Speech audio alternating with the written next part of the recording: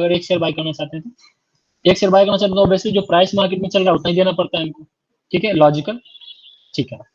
लेकिन अब हम समझते हैं रिलायंस का फ्यूचर। रिलायंस का फ्यूचर को अगर हम बाय करने जा रहे हैं, रिलायंस के फ्यूचर को बाय करने जा रहे हैं, तो एक तो आपको ये चीज देखने को मिलेगा कि आप कम से कम 250 शेयर्स बाय कर सकते हैं रिलायंस का, उससे नीचे आप बाय ही नहीं कर सकते हैं। मतलब या तो आप 250 शेयर बाय कीजिए या फिर उसके मल्टीपल में बाय करना पड़ेगा। मतलब 250 या 500 या 750 एक शेयर रिलायंस का बाय नहीं कर सकते, मतलब एक शेयर का फ्यूचर बाय नहीं कर सकते। ऐसा क्यों, ये हम बाद में बताएंगे, ठीक है। तो यहाँ पे क्या हुआ कि जब आप रिलायंस का शेयर बाय करने जा रहे हैं तो एक शेयर जब आप बाय करें तो आपको बेसिकली क्या करना है, शेयर प्राइस जो चल रहा है मार्केट में उसको आप ₹1 से मल्टीप्लाई किए, मतलब 1 से मल्टीप्लाई की जितना क्वांटिटी आप बाय करेंगे उतना आपको देना पड़ेगा, तो आप बाय कर सकते हैं। लेकिन आप यहाँ पे देख रहे हैं, यहाँ पे आप देखिए कि कितना शेयर आपको बाय करना पड़ रहा है। अगर रिलायंस का फ्यूचर बाय करें तो 250 शेयर बाय करना है रिलायंस का एट मिनिमम, ठीक है। और आप देख रहे हैं कि हम मार्जिन रिकॉर्ड कितना बता रहा है आपको, 1.5 लाख, 1,55,841 रुपए, सिर्फ इतना, ठीक है। लेकिन आप अगर, अब हम आते हैं कि हमको अगर 250 शेयर, यहाँ आप एक चीज ध्यान में रखिएगा कि हम 250 शेयर बाय कर रहे हैं रिलायंस का, 250 शेयर बाय कर रहे हैं रिलायंस का 1,55,000 में। अब हम आते हैं, अगर हम शेयर्स बाय करने जाते हैं, शेयर्स को अगर हम बाय करते हैं 250 शेयर्स, यहाँ एक शेयर हम लिखते हैं 250 शेयर्स, ठीक है। अब 250 शेयर जब हम रिलायंस का शेयर्स बाय करने जा रहे हैं तो देख रहे हैं क्या कॉस्ट लग रहा है हमको, यहाँ पे लगभग 7 लाख रुपए लग रहे हैं। तो फ्यूचर्स में ऐसा क्या है कि भाई फ्यूचर में सिर्फ 1.5 लाख रुपए लग रहे हैं, 250 शेयर बाय करना पड़ रहा है भाई, 250 शेयर बाय कर रहे हैं रिलायंस का, बट हमको कॉस्ट जो देना पड़ रहा है सिर्फ 1.5 लाख रुपए देना पड़ रहा है। तो दोनों में डिफरेंस क्या, क्यों ऐसा क्यों हो गया, ठीक है। तो ऐसा हुआ क्यों, अब इसको समझते हैं। तो इसको समझने के लिए हम वापस फिर से आपको दिखा रहे हैं कि इसको, आपको ये समझ में आ रहा होगा कि यहाँ 250 शेयर बाय करे और हमको सिर्फ 1.5 लाख रुपए देना पड़ा है। इसका रीजन क्या क्या हो सकता है। तो इसका सबसे पहला रीजन है कि ये जो रिलायंस का फ्यूचर है ये बेसिकली एक असेट नहीं है, रिलायंस का शेयर नहीं है, ये बेसिकली एक टूल है जिस वजह से हम अपने रिस्क को कम कर सकते हैं। रिस्क को कम करने के लिए एक टूल बनाया गया था मार्केट में कि हम अपने रिस्क को कैसे कम कर सकते हैं। सपोज मान लीजिए हम रिलायंस का कोई शेयर बाय करके रखे हुए हैं, उस शेयर्स का जो रिस्क होता है प्राइस अप ऊपर जाने का या नीचे जाने का, उसका जो रिस्क है उससे बचने के लिए एक टूल बनाया गया था फ्यूचर्स को और ऑप्शंस को, ठीक है। तो आप आपसे हम एक चीज पूछते हैं कि आपके पास मान लीजिए कार है, कार का आप इंश्योरेंस करवाने जाते हैं, कार का आप इंश्योरेंस करवाने जाते हैं तो रिस्क बचाने जाते हैं ऑब्वियसली। तो आप अगर कार का प्राइस अगर मान लीजिए आपका 40 लाख रुपया है, तो आप जब इंश्योरेंस करवाने जाते हैं तो क्या आप इंश्योरेंस कंपनी आपसे 40 लाख रुपए मांगती है कि 40 लाख रुपए दीजिए मुझे, ऐसा होता है क्या। थोड़ा सा इंटरेक्टिव रखिएगा सेशन को, आप लोग भी थोड़ा जवाब दीजिएगा मैं जो पूछ रहा हूँ। बताइए क्या आपको लगता है कि मतलब आप अगर रिलायंस का शेयर, अगर आप सॉरी गाड़ी का इंश्योरेंस करने जाते हैं, कार का इंश्योरेंस करवाने जाते हैं, कार का प्राइस 40 लाख रुपए है, तो आपको लगता है कि आपका इंश्योरेंस कंपनी जो आपसे 40 लाख रुपए मांगेगी। कोई भी रिप्लाई कर सकता है, हाँ या ना। कितने लोगों को लगता है कि 40 लाख रुपए मांगेगी रिलायंस, मतलब इंश्योरेंस कंपनी आपसे। ज्यादा मांगेगी, कम मांगेगी, क्या लगता है आपको। कोई भी जवाब दे सकता है। कुछ परसेंटेज मांगेगी उसका। हाँ ऑब्वियसली कुछ ना कुछ परसेंटेज मांगेगी आपसे कि हमको इतना परसेंट दे दीजिए, पूरा तो नहीं दे पाएंगे, मतलब पूरा देने का कोई लॉजिक ही नहीं है। कोई नहीं इंश्योरेंस करवाएगी फिर तो उसका परसेंट मांगती है, मतलब हमको कम देना पड़ता है। सिमिलर कंसेप्ट था हमारा इस फ्यूचर्स में, ठीक है। सिमिलर कंसेप्ट इस फ्यूचर में क्यों क्यों बताया, क्योंकि फ्यूचर्स और ऑप्शंस को बनाया ही इसीलिए गया था कि हम अपने रिस्क को कम कर सकें। और अगर हमको रिस्क को कम करना है और अगर हमको पूरा का पूरा पैसा देना पड़ेगा तो कोई नहीं करेगा भाई, फायदा क्या होगा हमको पूरा का पूरा पैसा देना पड़े तो इसलिए यहाँ पे मार्जिन सिस्टम बनाया गया कि आप बस हमको मार्जिन पे कर दीजिए, पूरा का पूरा पैसा नहीं पे कीजिए। इसलिए क्या हो रहा है कि जब हम यहाँ पे बाय कर रहे हैं ना तो आपसे 7 लाख रुपए नहीं मांग रही, आपसे सिर्फ 1.5 लाख रुपए मांगा जा रहा है। अभी उस मार्जिन का भी एक रूल है जो सेबी बनाती है, उस सेबी के नियम मतलब उसके हिसाब से ये मार्जिन कैलकुलेट किया जाता है, ठीक है। तो ये आपको एक कॉन्सेप्ट तो समझ में आ गया कि इसका प्राइस कम क्यों होता है। 250 शेयर बेसिकली हम अगर बाय करते हैं तो हम बाय कर रहे हैं 250 शेयर, लेकिन जो हम प्रीमियम पे कर रहे हैं, मतलब जो हम प्राइस पे कर रहे हैं वो बेसिकली एक मार्जिन पे कर रहे हैं, 1% पे कर रहे हैं। दूसरा रीजन क्या हुआ कि रिलायंस का जो शेयर बाय करते हैं उसमें कोई टाइम लिमिट नहीं होता है, इसमें कोई टाइम लिमिट नहीं होता। आप जितने दिन रखना चाहते हैं उतने दिन रख सकते हैं, बट जब आप फ्यूचर्स बाय कीजिएगा तो फ्यूचर्स का एक टाइम लिमिट होता है, 1 महीने के लिए। जून देखिए, जून क्या लिखा हुआ है, रिलायंस जून फ्यूचर, मतलब इस जून का महीना खत्म हो जाएगा तो ये फ्यूचर एक्सपायर हो जाएगा। इसका ये मतलब नहीं है कि आपका पूरा पैसा खत्म हो गया, 1,55,000 चला जाएगा, नहीं, वो नहीं हुआ। आपका जितना लॉस होगा सिर्फ उतना ही लॉस होगा। मतलब मान लीजिए प्राइस अगर यहाँ से गिर जाता है जितना, तो उतना मल्टीप्लाई करते जाइएगा अपना शेयर, ये जितना बाय किया, यहाँ पे कितना शेयर बाय किया, मान लीजिए 250 शेयर बाय किया रिलायंस, ठीक है। फ्यूचर्स अगर बाय करें तो 250 शेयर बाय करें। आपको सिंपल लैंग्वेज में हम समझा रहे हैं कि अगर आप फ्यूचर्स बाय कर रहे हैं तो आप बेसिकली 250 शेयर बाय करें रिलायंस। इसी हिसाब से दूसरा अगर कोई फ्यूचर है तो उसका अलग, सबका अपना अपना अलग अलग तरीके से लॉट डिसाइडेड है, ठीक है। लॉट मतलब इसको हम लोग बोलते हैं लॉट साइज, इसको बोलते हैं लॉट साइज, मतलब एक लॉट, देखिए क्या लिखा हुआ है, एक लॉट। एक लॉट मतलब हुआ फ्यूचर का, अगर एक लॉट बाय करते हैं तो हम कितना शेयर बाय करें, 250 शेयर। इसी तरह से बहुत सारे इंस्ट्रूमेंट, बहुत सारे अलग अलग शेयर है, सबका अपना अपना अलग अलग लॉट साइज है। जैसे बैंक निफ्टी अगर बाय करते हैं, बैंक निफ्टी का फ्यूचर बाय करते हैं तो उसका 25 शेयर के बराबर होता है, एक मतलब एक तरह से बोले 25 क्वांटिटी होता है वहां पे। अगर निफ्टी बाय करते हैं तो वहाँ 50 क्वांटिटी होता है। तो सबका अपना अपना अलग अलग लॉट, मतलब लॉट साइज डिफाइंड है, वो भी सभी डिफाइन करती है, वो भी अलग अलग टाइम पे अलग अलग चेंज करते रहती है रिक्वायरमेंट के हिसाब से, ठीक है। तो अभी आप देख रहे हैं कि 250 शेयर है, तो अगर आपका मान लीजिए क्या होगा, मान लीजिए जून का महीना खत्म हो रहा है, मतलब 30 तारीख को पहुंच गए, 30 जून को पहुंच गए, और अभी आप जब बाय करें तो इसका फ्यूचर का प्राइस चला है 2781, और मान लीजिए जब आप जून में, मतलब जब जून खत्म हो रहा है तो यहाँ मान लीजिए 28 रुपया चल रहा है, मान लीजिए यहाँ से 20 रुपया बढ़ गया, तो आपको फायदा कितना होगा, 250 इंटू 20 रुपये। जैसे जो शेयर में जो शेयर में होता है सेम चीज यहाँ भी होगा, और आपको जो प्रॉफिट होगा वही होगा। बाकी होगा क्या कि आपका ये जो 30 जून को होगा ये कॉन्ट्रैक्ट जो है एक्सपायर हो जाएगा, मतलब खत्म। अब अगर फिर से आप परचेज करना चाहते हैं तो आपको जुलाई का फ्यूचर बाय करना पड़ेगा। तो दो चीज बताए, दो रीजन बताए कम मार्जिन लेने का। एक रीजन क्या बताए कि ये एक हेजिंग टूल है, मतलब रिस्क को कम करने का है, मतलब बेसिकली एक काइंड ऑफ इंश्योरेंस है, इसलिए मार्जिन कम लगता है। दूसरा दूसरा रीजन हम आपको बताया कि इसका टाइम जो है लिमिटेड है, लिमिटेड टाइम है, इसलिए भी हम लोग से मार्जिन कम लिया जाता है। आपको ये दो चीज हमको लगता है एकदम बहुत आसानी से समझ में आ गया हो, कोई दिक्कत नहीं होगा, ठीक है। चलिए, अब हुआ कि ये तो समझा दी, अब आपको बताते हैं कि हेज कैसे करते हैं। अब बताए, हम आपको बताए कि रिस्क को मतलब कम करने का टूल है, तो रिस्क को आखिर कम कैसे करते हैं चीज, ठीक है। तो आप इसको समझने के लिए फिर एक दूसरा कहानी आपको बताते हैं। जैसे हम लोग क्या है, हम लोग एक आम रिटेलर है, ठीक है। हम लोग क्या है, एक आम रिटेलर है, जिसके पास कितना शेयर होगा, आप लोग मैक्स कितना बाय शेयर कर सकते हैं, 100 शेयर, 50 शेयर, 10 शेयर, 20 शेयर, किसी के पास 15 शेयर होगा, किसी के पास 30 शेयर होगा, ऐसा शेयर होगा, ठीक है।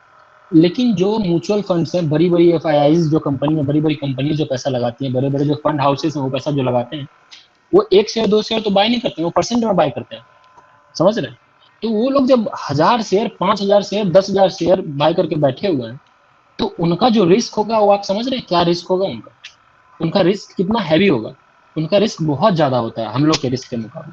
तो वो लोग क्या करते हैं, अब मान लीजिए कोई जो फंड हाउस है उसके पास 10,000 शेयर है रिलायंस का, 10,000 शेयर रिलायंस का अभी बाई किया, वो उसने बाई किया है 2800 रुपए पे, ठीक है। मान लीजिए कोरोना का समय आ गया, कोरोना का समय में शेयर प्राइस चला गया 1200, तो आपको क्या लगता है कि वो उतना इतना रिस्क बियर करेगा फंड हाउस? उसका तो पूरा का पूरा कैपिटल ही वाइप आउट हो जाएगा ऐसे में। तो एक कोरोना का इवेंट आएगा, कहानी खत्म, मतलब फंड हाउस डूब जाएगा। कहाँ से पैसा जुटा पाएगा वो? आपको क्या लगता है वो लोग क्या करते हैं? तो वो लोग उस रिस्क से बचने के लिए कि कहीं कोरोना का समय आ जाए या कहीं कोई डाउनफॉल आ जाए, क्रैश आ जाए मार्केट में, तो उसमें बचे कैसे? तो उससे बचने के लिए उन्होंने ये टूल का इस्तेमाल किया। इस टूल को मार्केट में लाया, फ्यूचर्स का कंसेप्ट लाया। फ्यूचर बोलने का मतलब क्या हुआ कि फ्यूचर में आने वाली जो अनसर्टेनिटीज है, फ्यूचर में आने वाली जो नेगेटिव इम्पैक्ट्स है, नेगेटिव इवेंट्स हैं, उससे कैसे बचा जाए, उससे बचने के लिए एक फ्यूचर का कंसेप्ट लाया गया मार्केट में। फ्यूचर को टूल के तौर पर लाया गया कि हम कैसे बच सकते हैं। तो अब कैसे बच सकते हैं, तो इसके लिए हम आपको थोड़ा चार्ट दिखाते हैं, ठीक है। अब आते हैं चार्ट पे। आपको हो सकता है सबको विजुअल है ना ये चार्ट, कंफर्म कीजिए एक बार, हाँ सब दिख रहा है। हाँ, यस यस, मैं विजिबल। हाँ ठीक है, तो हम समझते हैं। अब हम आपको ले चलते हैं, कहाँ ले चलते हैं, तो एक बार हम आपको ले चलते हैं कोरोना के समय जो फॉल हुआ था वहां ले चलते हैं, ठीक है।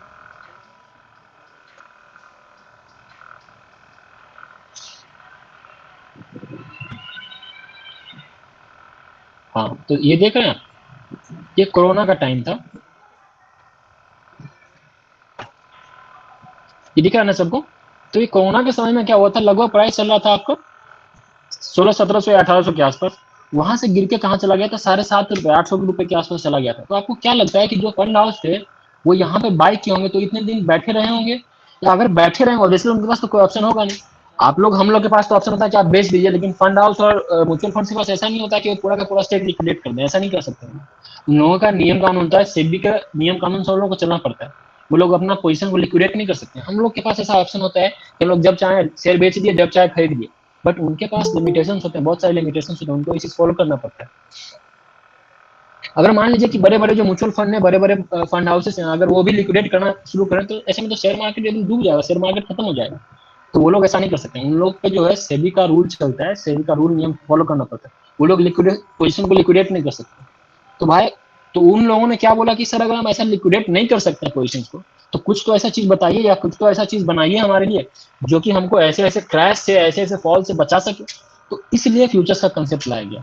तो फ्यूचर का कंसेप्ट लाया, भाई फ्यूचर अब बचाएगा कैसे, इस बात को समझना जरूरी है।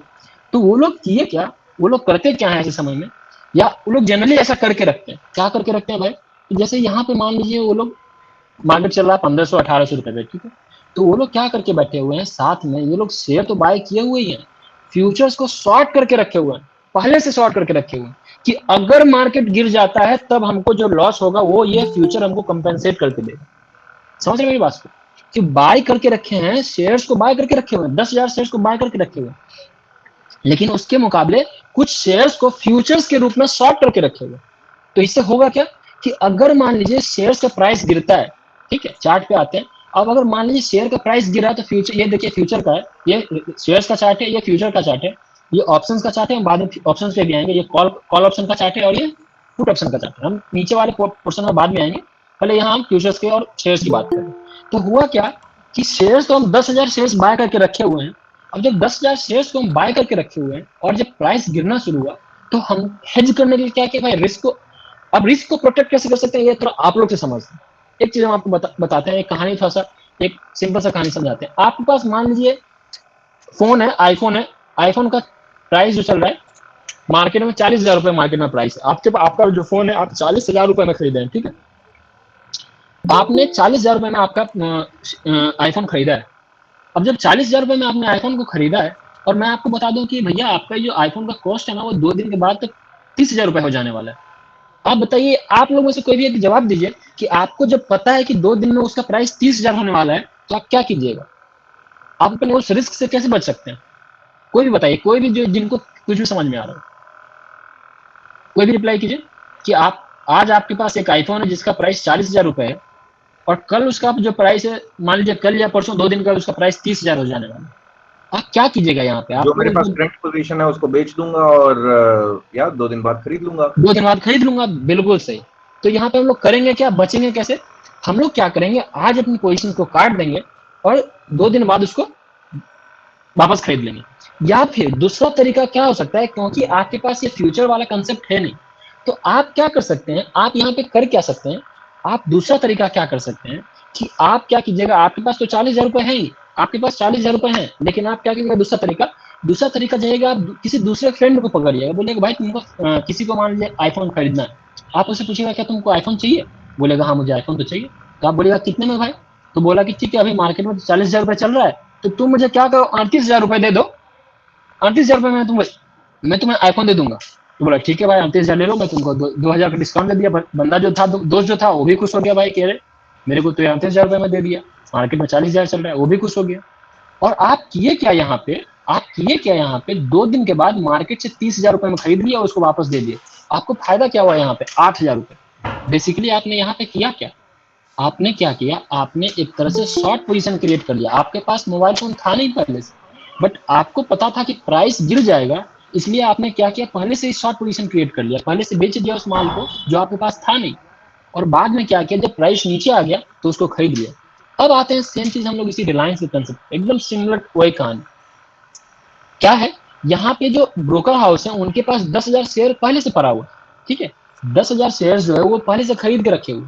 अब उनको डर है कि प्राइस जो है गिर जाएगा तो फिर क्या होगा भाई, तो गिर जाएगा तो उन्होंने क्या करके रखा है कि यहाँ पे तो कोई दूसरा फ्रेंड नहीं है, तो यहाँ पे फ्रेंड है उनका फ्यूचर्स।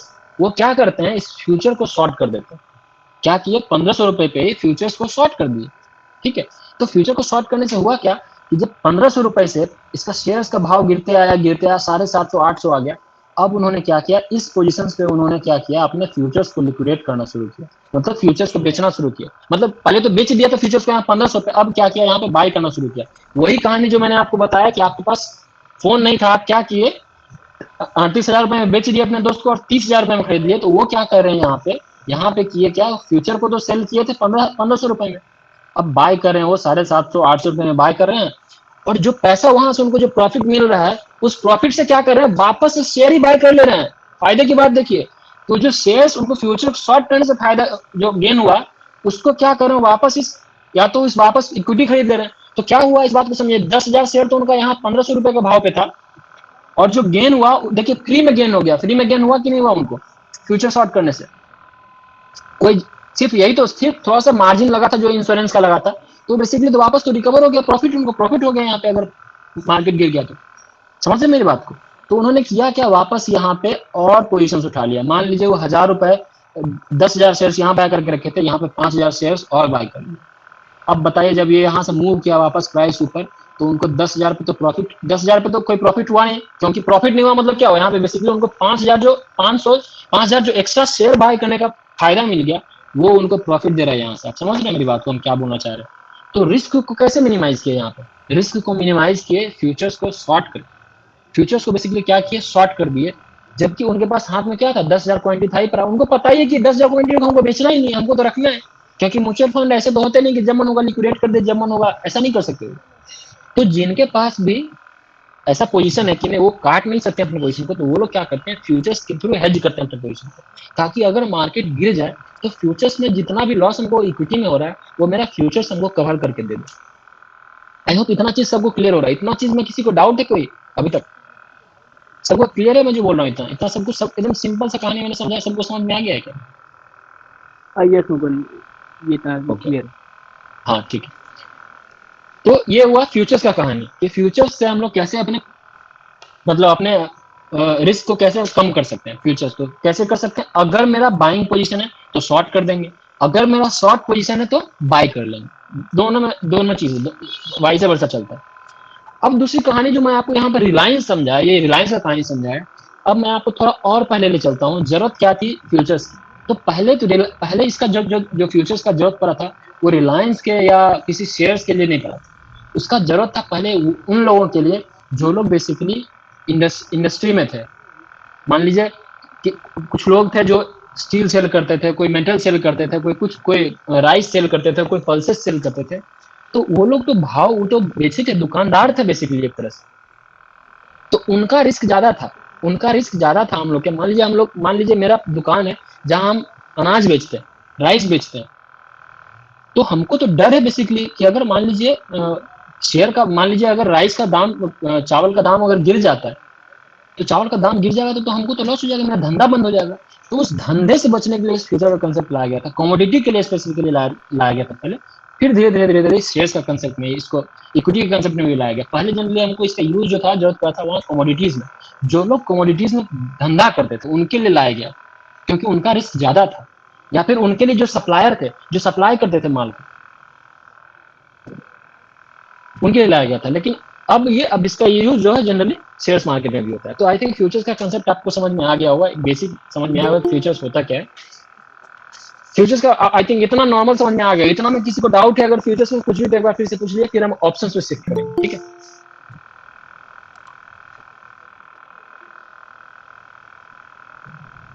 हेलो, किसी को कोई डाउट है या इतने में तो एक बार थोड़ा सा मेरे से पूछ लीजिए। फ्यूचर्स के कंसेप्ट में अगर किसी को कोई डाउट है, कुछ भी डाउट है, तो एक बार पूछ लीजिए जल्दी से।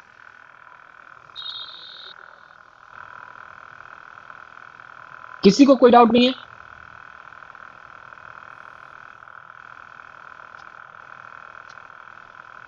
चलिए कोई बात नहीं, किसी को कोई डाउट नहीं, तो हम आगे बढ़ते हैं। अब हम आगे बढ़ते हैं ऑप्शंस के कंसेप्ट पे, ठीक है? तो फ्यूचर का कंसेप्ट तो हम आपको समझा दिया, फ्यूचर क्या होता है। अब आते हैं दूसरा ऑप्शंस। अब बात आया कि ऑप्शंस का जरूरत क्या पड़ा, ऑप्शंस का जरूरत क्यों पड़ने लगा हमको। फ्यूचर्स का तो जरूरत समझ में आ गया कि भाई चलो रिस्क को हेज करना था, ऑप्शंस का जरूरत क्या पड़ने लगा।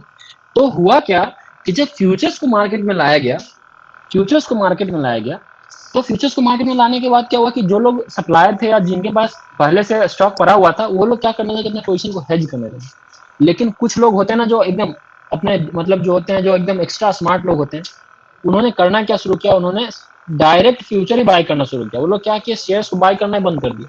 बोले कि भाई जब हमको 2,500 शेयर बाय करने के लिए 7 लाख रुपया लग रहा है, और अगर हम इसको बाय करते हैं तो हमको 1.5 लाख रुपया लगता है, तो क्यों ना हम फ्यूचर ही बाय करें, शेयर्स क्यों बाय करें। लॉजिकल है भाई, एकदम सही जवाब है।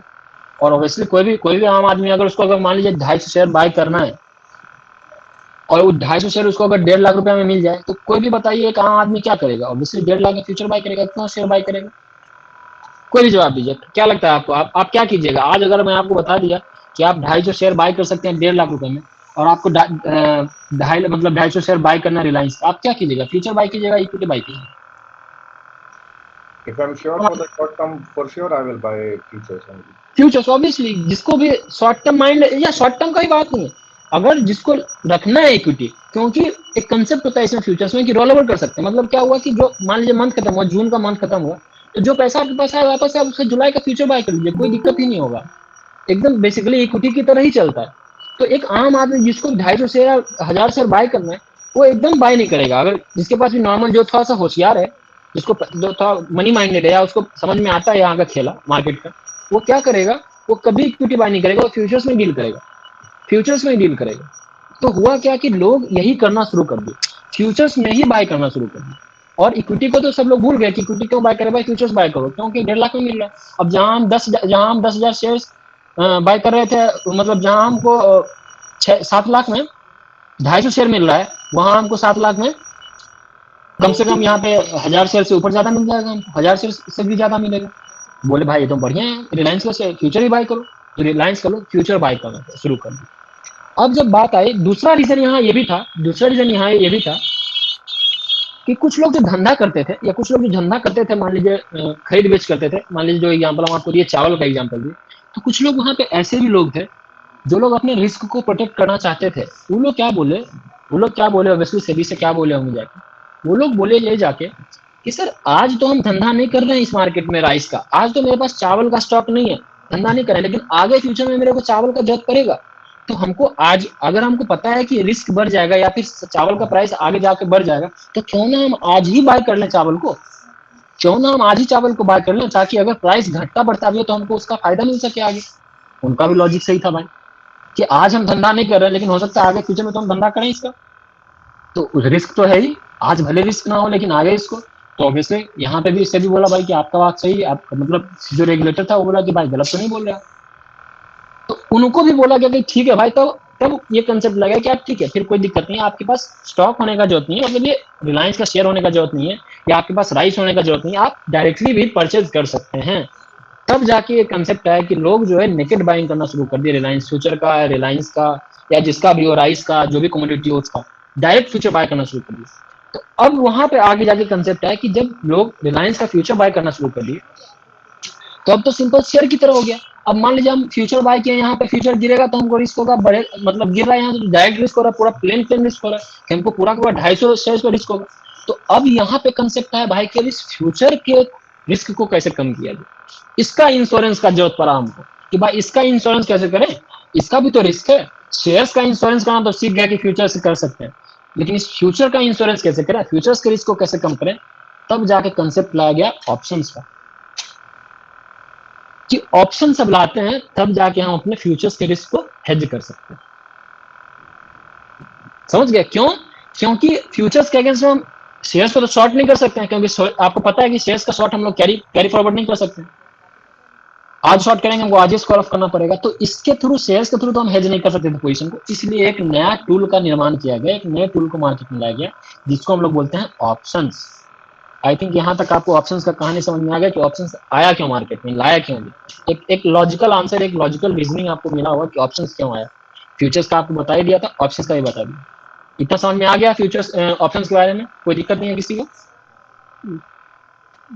तो ये मुकुंद, आप अभी नेक्ड बाय कह रहे थे, बेसिकली नेक्ड बाय मतलब नेकेड मतलब हुआ कि आप प्लेन सिर्फ फ्यूचर बाय कर लिए, फ्यूचर बाय कर लिए, मतलब डायरेक्ट हम यहाँ गए फ्यूचर बाय कर लिए और कुछ नहीं बाय किया, इसको बोलते हैं नेकेड बाइंग। नेकेड मतलब हुआ कि आपके पास कोई हेजिंग टूल नहीं है, कोई इंश्योरेंस में कुछ भी नहीं है, कोई टूल मतलब कोई हेज में कोई पोजीशन नहीं है आपका पूरा। जैसे अभी हम क्या बोले, एग्जांपल में लेते हैं, जैसे हम यहाँ गए बाय कर लिए रिलायंस, तो रिलायंस हम बाय कर रहे तो बेसिकली नेकेड बाय कर रहे, मतलब इसको हम इसके रिस्क को प्रोटेक्ट करने के लिए हम कुछ भी बाय नहीं कर रहे हैं। अगर हम सिर्फ मान लीजिए आप अगर 100 से रिलायंस का बाय कर लिए, तो आप क्या है, रिस्क के प्रोन है, मतलब प्योर रिस्क के प्रोन है। मतलब कहने का मतलब क्या हुआ कि अगर रिलायंस का प्राइस गिरता है तो आप पूरा का पूरा लॉस सहिएगा। तो इसको हम लोग बोलते हैं नेकेड। नेकेड मतलब हुआ कि आप रिस्क को प्रोटेक्ट करने के लिए कुछ भी बाय सेल नहीं किया मार्केट में, तो उसको हम लोग बोलते हैं नेकेड बाइंग या नेकेड सेलिंग। ठीक है। Maybe full risk is naked buying. हाँ, pure risk is naked buying, full risk is naked buying और नेकेड सेलिंग। एंड अगर आप उसको हेज कर लें फ्यूचर के थ्रू या ऑप्शंस के थ्रू तो उसको हम लोग बोलते हैं कवर्ड या फिर बोलते हैं हेज्ड पोजीशन, ठीक है, उसको नेकेड नहीं बोलते, ठीक है। हाँ, तो ये ऑप्शंस का कहानी नेक्ड बाइंग बेसिकली वो किसी भी सेगमेंट में हो सकते हैं, कैश सेगमेंट में, फ्यूचर सेगमेंट में, ऑप्शन किसी भी ऑप्शंस में भी अगर आप बाय करो तो उसको भी नेकेड बोलेंगे, क्योंकि नेकेड मतलब हुआ कि जहां भी प्राइस अप डाउन हुआ तो आपको रिस्क पूरा का पूरा रिस्क आपके हाथ में है, तो उसको नेकेड बोलेंगे कि मतलब आप हेज्ड है ही नहीं, मतलब कोई भी टूल आपके हाथ में नहीं जो कि आपको प्रोटेक्ट कर रहा है उस रिस्क से, तो वो पूरा नेकेड हो गया। चाहे आप कुछ भी बाय कर लीजिए, क्रिप्टो बाय कर लीजिए, लैंड बाय कर लीजिए, कुछ भी बाय कर, लैंड तो हालांकि लैंड में एप्रिसिएशन होता है तो लैंड दूसरा एसेट क्लास होगी, कोई भी चीज आप बाय करिए जहां पे आपको प्राइस का रिस्क है उसको हम लोग नेकेड बोलते हैं, ठीक है, जहां पे कि आप कोई भी हेजिंग टूल ना होता है, ठीक है। तो इतना ऑप्शन तक का कहानी सबको समझ में आया, यहाँ तक कोई दिक्कत नहीं है अभी तक? सर ऑप्शंस और इसमें लॉट और प्राइस का डिफरेंस रहता है फ्यूचर्स और ऑप्शंस में? क्या क्या फिर से बोलिए? फ्यूचर्स एंड ऑप्शंस के दोनों इसमें लॉट साइज और प्राइस का डिफरेंस रहता है कि both are equal? Lot size का डिफरेंस नहीं होता, प्राइस का डिफरेंस क्या होता है वो मैं आपको समझाऊंगा, ठीक है। प्राइस का भी कहानी आगे बताऊंगा ऑप्शंस में जब आऊंगा। तो अभी फ्यूचर्स लॉट साइज सेम होता है, फ्यूचर्स का जो लॉट है लॉट सेम होता है, लॉट सेम चलता है, ठीक है। लॉट सेम क्यों चलता है इसका रीजन क्यों बताया कि ऑप्शंस आया ही क्यों था, इस बात को आप समझिए। ऑप्शंस क्यों आया था ये बताइए। ऑप्शंस आया ही था फ्यूचर्स को हेज करने के लिए, इसलिए लॉट साइज को सेम बनाया गया, अलग नहीं बनाया गया, दोनों का लॉट साइज सेम चलता है। अब दूसरा चीज, एक और चीज मैं आपको बताता हूँ, ये जो लॉट साइज का कंसेप्ट मैं बताना भूल गया आपको कि लॉट का कंसेप्ट क्यों आया, लॉट का कंसेप्ट क्यों आया भाई। ऐसा भी हो सकता था कि एक शेयर बाय कर लीजिए फ्यूचर में, एक शेयर सेल कीजिए, लेकिन लॉट का कंसेप्ट जानने का जरूरत क्या था, उसका रीजन मैं आपको बताता हूँ। अब मान लीजिए 10,000 शेयर हम बाय करके रखे हुए हैं, तो अगर हमको उसका इंश्योरेंस लेना है तो हमको 10,000 अलग अलग कॉन्ट्रैक्ट करना पड़ेगा। बात समझ रहे हैं? इंश्योरेंस करने जाएंगे तो हमको 10,000 अलग अलग कॉन्ट्रैक्ट करना पड़ेगा। तो इस वजह से क्यों लाया गया, क्योंकि इसका रीजन क्या था फ्यूचर्स को लाने का, उसका रीजन क्या था, क्योंकि ये एक इंश्योरेंस टूल था, रिस्क मिनिमाइजिंग टूल था, बस इसीलिए इसको लॉट साइज में लाया गया, इसीलिए इसको लॉट साइज में लाया गया। अब एक और चीज मैं आपको बताऊंगा यहाँ पे कि पहले जो हुआ करता था ना, पहले इसका लॉट साइज और बहुत ज्यादा हुआ करता था। अगर आप पहले देखिएगा तो पहले लॉट साइज बहुत ज्यादा हुआ करता था, अभी तो 250 आ गया रिलायंस का, पहले में भी 1000, 1200, 1400, 1500 ऐसे लॉट साइज 2000 एक फ्यूचर में आता था। लेकिन धीरे धीरे जैसे जैसे लोग नेकेड ट्रेडिंग में उतरते गए, फ्यूचर्स का डायरेक्ट बाइंग करना शुरू कर दिए, तो इसको कंफर्टेबल बनाने के लिए, ताकि एक आम रिटेलर भी इसको खरीद सके, इसको कंफर्टेबल बनाने के लिए, क्यों, क्योंकि पहले ये सिर्फ रिस्क मिनिमाइजिंग टूल था, लेकिन अब क्या हो गया, अब एक तरह से ये ट्रेडेबल इंस्ट्रूमेंट बन गया, मतलब खरीद बिक्री वाला एक तरह से जैसे शेयर हो गया उसी तरह से फ्यूचर भी हो गया। तो इसलिए क्या हुआ कि सेबी धीरे धीरे इसका लॉट साइज को कम करता चला गया और अभी 250 पे आ गया। पहले इसका लॉट साइज और ज्यादा हुआ करता था, क्यों, क्योंकि बस एक इंश्योरेंस टूल था उस समय, अब जो है ये ट्रेडेबल इंस्ट्रूमेंट हो गया, ठीक है। तो लॉट साइज का कंसेप्ट आपको समझ में आ गया। प्राइस में हम आगे आते हैं, जब ऑप्शंस बताएंगे आपको तो प्राइस बताएंगे कैसे क्या है, ठीक है। तो ये इसका प्राइस तो बेसिकली आप फ्यूचर्स का प्राइसिंग तो बेसिकली एकदम सिमिलर चलता है, बेसिकली सेम टू सेम, एकदम थोड़ा बहुत प्राइस का चेंज होता है, अप डाउन होता है, और ये आपका ऑलमोस्ट सिमिलर चलता है शेयर्स के प्राइस से, ठीक है, सॉरी शेयर्स के प्राइस से, ठीक है। अब आता है यहाँ पे, अब हम लोग ये ऑप्शंस का कंसेप्ट आपको समझ में आ गया कि क्यों आया। अब हम आते हैं कि ऑप्शंस होते क्या हैं। ऑप्शंस बेसिकली दो तरह के होते हैं, ठीक है। ऑप्शंस दो तरह के होते हैं, एक होता है कॉल ऑप्शन और एक होता है पुट ऑप्शन, ठीक है। जैसा कि यहाँ देख रहे हैं, एक सी है, सी को हम लोग बोलते हैं कॉल ऑप्शन और पी को हम लोग बोलते हैं पुट ऑप्शन, ठीक है। अब आता है सी क्या है और पुट ऑप्शन क्या है। सबसे पहले हम आते हैं कि ऑप्शंस है क्या, ऑप्शंस है क्या। तो ऑप्शंस बेसिकली एक तरह का, ऑप्शंस बेसिकली अगर हम थ्योरेटिकल कंसेप्ट में समझे आपको, तो थ्योरेटिकली हम बताते हैं कि ऑप्शंस एक तरह से राइट है किसी भी, जो भी ऑप्शंस खरीद रहा है उसके पास एक राइट है कि एक स्पेसिफाइड प्राइस पे, मतलब एक पहले से डिसाइड किया हुआ प्राइस पे आप किसी शेयर को बाय कर सकते हैं या खरीद बेच सकते हैं। इस बात को समझिए। जैसे अब हम आपको यहाँ रिलायंस के कंसेप्ट में लेके आते हैं, तो यहाँ क्या लिखा हुआ है, रिलायंस जून 2800 CE, ठीक है। क्या लिखा हुआ है, रिलायंस जून 2800 CE। मतलब क्या हुआ कि रिलायंस का अगर आप ये कॉल ऑप्शंस को बाय किए हुए, ठीक है, कॉल ऑप्शंस को बाय किए हुए, तो कॉल ऑप्शन को अगर बाय किया 2800 का स्ट्राइक बाय किए, इसका मतलब क्या हुआ कि अगर ये प्राइस जो है, रिलायंस का प्राइस अगर चला जाता है, रिलायंस का प्राइस अगर चला जाता है, मान लीजिए यहाँ से 3000 रुपये चला जाता है, फिर भी जो बायर है इस रिलायंस के ऑप्शंस का 2800 सी का जो बायर है, उसके पास राइट है कि मार्केट में प्राइस भले 3000 रुपये चला गया, ठीक है, लेकिन आपके पास राइट है, अधिकार है कि आप इस शेयर्स को, रिलायंस के शेयर्स को 2800 रुपए पर खरीद सकते हैं। जिससे भी आप ये ऑप्शन बाय किए उसको सेल करना होगा आपको 2800 रुपए में शेयर। तो आपको समझ में आएगा कि रिस्क को कैसे मिनिमाइज किया गया, यहाँ पे रिस्क को कैसे। तो यहाँ पे क्या हुआ कि हम पहले से प्राइस को डिसाइड कर लिए। अब आपको हम लाते हैं, अब आपको हम ले चलते हैं फिर उस जो धंधा कर रहा है, चावल जो बेच रहा है, राइस जो बेच रहा है, उसके पास ले चलते हैं, उस कहानी में ले चलते हैं, तो आपको ज्यादा समझ में। मान लीजिए वो प्राइस, एक बंदा है जो राइस बेचता है,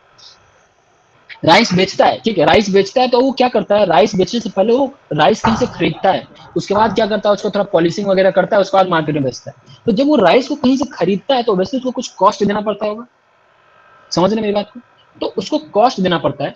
तो अब उसको डर है इस बात का कि हो सकता है कि इसका जो कॉस्ट है, जो हम खरीदते हैं, सप्लाई बाहर किसी से खरीदते हैं उसके बाद बेचते हैं, तो जब हम उसको खरीदें तो उसका दाम बढ़ जाए।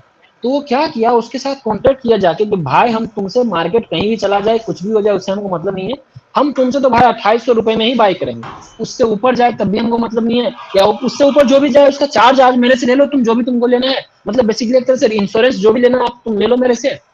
और हमको भाई तुम जब भी हम तुमसे मांगे, जब भी हमको डिमांड पड़े, तो हमको सिर्फ 2800 रुपए में ही दो। एक बेसिकली एक क्या किया, हम कॉन्ट्रैक्ट किए जाके सप्लायर से। समझ में आ रहा है आपको, इतना इतना समझ में आया होगा कि हम जाके कॉन्ट्रैक्ट किए उससे कि भाई तुम हमको सिर्फ 2800 रुपए में ही देना, जो भी हो जाए, मार्केट कहीं भी चला जाए, उससे हमको मतलब नहीं है, तुम हमको 2800 रुपए में दो, और तुमको जो भी चार्ज लेना है उसका आज, क्योंकि भाई तुमको, अगर ऑब्वियसली आप बताइए, अगर मैं आपको बोलूं कि मार्केट में प्राइस किसी भी एसेट, आपके पास कोई मोबाइल फोन हो, मार्केट में प्राइस चला जाए 50,000 रुपए, और मैं आपको बोलूं कि नहीं आप तो मुझे 40,000 में दो, तो आप क्या बोलोगे, दोगे? कोई देगा मुझे 40,000 में? नहीं देगा। लेकिन अगर हम आपको बोले कि आपका आज मार्केट का प्राइस नहीं बढ़ा है, और हम आपसे डील करने आए और बोले कि मुझे 40,000 रुपए में खरीदना है, 10 दिन के बाद दे देना मुझे 40,000 रुपए में, तो आप बोलोगे यार देखो मुझे आपको अगर पता है कि इसका दाम बढ़ जाएगा या घट जाएगा, तो आप बोलोगे यार कुछ रुपए मुझे थोड़ा ज्यादा दे दो, क्योंकि मैं बेचना चाहता नहीं हूँ, और अगर बेचूंगा तो हो सकता है कि प्राइस बढ़ जाए या घट जाए, आपको कुछ आइडिया हो इसका, तो आप क्या बोलिएगा कि मुझे थोड़ा सा कुछ तो भाई एक्स्ट्रा कमीशन दे दो या चार्ज दे दो। तो बेसिकली वही चीज यहाँ पे भी होता है। तो यहाँ जब ऑप्शंस में हम लोग आते हैं, तो ऑप्शंस में क्या किया, हम उससे जाके कॉन्ट्रैक्ट की कि भाई हम तुमसे 2800 रुपए में ही खरीदेंगे, जब भी खरीदेंगे। तो इसको हम लोग बोलते हैं, जो 2800 रुपए का कॉन्ट्रैक्ट किया, इसको हम लोग बोलते हैं स्ट्राइक प्राइस। इसको हम लोग क्या बोलते हैं इस टर्म में, मतलब मार्केट में, इसको हम लोग बोलते हैं स्ट्राइक प्राइस। तो इस बात का ध्यान रखिएगा, स्ट्राइक प्राइस क्या है कि जिस प्राइस पे हम खरीदने या बेचने का कॉन्ट्रैक्ट किए या राइट लिए कि हाँ हमको इतना पे ही खरीदना बेचना है, उसको हम लोग बोलते हैं स्ट्राइक प्राइस। समझ में आ गया स्ट्राइक प्राइस क्या होता है? अब क्या हुआ, जब ये मैं 2800 रुपए में बाय करने का उससे कॉन्ट्रैक्ट किए, डील किए, तो वो बोला कि भाई तुम हमको 75 रुपया दो, प्राइस 75 रुपया हमको देना पड़ेगा तुमको, ये हम तुमसे प्रीमियम ले रहे हैं, 75 रुपया तो तुमको देना ही पड़ेगा, अगर तुम ऐसा लेना चाहते हो, मेरे से लेना चाहते हो, तो आज मार्केट में भाव चल रहा है इसका 75 रुपए, 75 रुपये तुमको देना पड़ेगा। तो इसको हम लोग बोलते हैं प्रीमियम।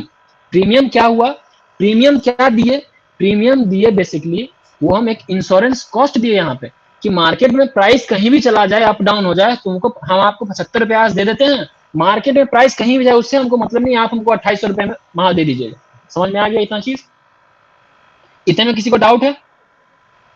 किसी को भी कोई डाउट है इतने में जो मैं अभी बताया हूँ आपको? एकदम सिंपल सा चीज।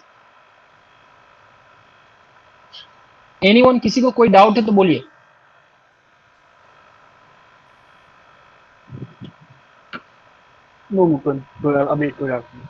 हाँ चलिए ठीक है, बढ़िया। तो इतना आपको समझ में आ गया कि क्या था। तो ये जो प्रीमियम हम पे करें ना, बेसिकली इंश्योरेंस एक तरह से बोले तो रेंट दे रहे हैं आपको, रेंट दिए सामने वाले को, भाई ठीक है कि एक महीना में प्राइस कहीं भी चला जाए। अब ये क्या हुआ, यहाँ पे भी जो ऑप्शन होता है ये भी मंथली बेसिस पे होता है, ठीक है, स्टॉक का जो ऑप्शन होता है वो भी मंथली बेसिस पे होता है। तो यहाँ पे क्या हुआ कि एक महीने का रेंट दिए हम उसको, कि एक महीने में प्राइस अगर कहीं भी चला जाए तो हम तुमसे तो भाई 2800 रुपए में ही बाय करेंगे, और एक महीने का इंश्योरेंस कॉस्ट आपसे वो क्या मांगा, 75 रुपया मांग लिया, और इस 75 को आपको मल्टीप्लाई करना पड़ेगा क्या चीज से, नंबर ऑफ क्वांटिटी से, 250 गुना 75 रुपए, मतलब आप देख लीजिए इसका मार्जिन क्या हुआ। तो 18,875 रुपए आपसे लिया, बोला कि तुम हमको 18,875 रुपए दे दो, और एक महीना में शेयर का प्राइस कहीं भी चला जाए नहीं जाए उससे हमको मतलब नहीं है, आप 2800 रुपए में इसे बाय कर सकते हो। समझ में आ गया ये चीज? तो ये इसका थ्योरेटिकल कंसेप्ट है।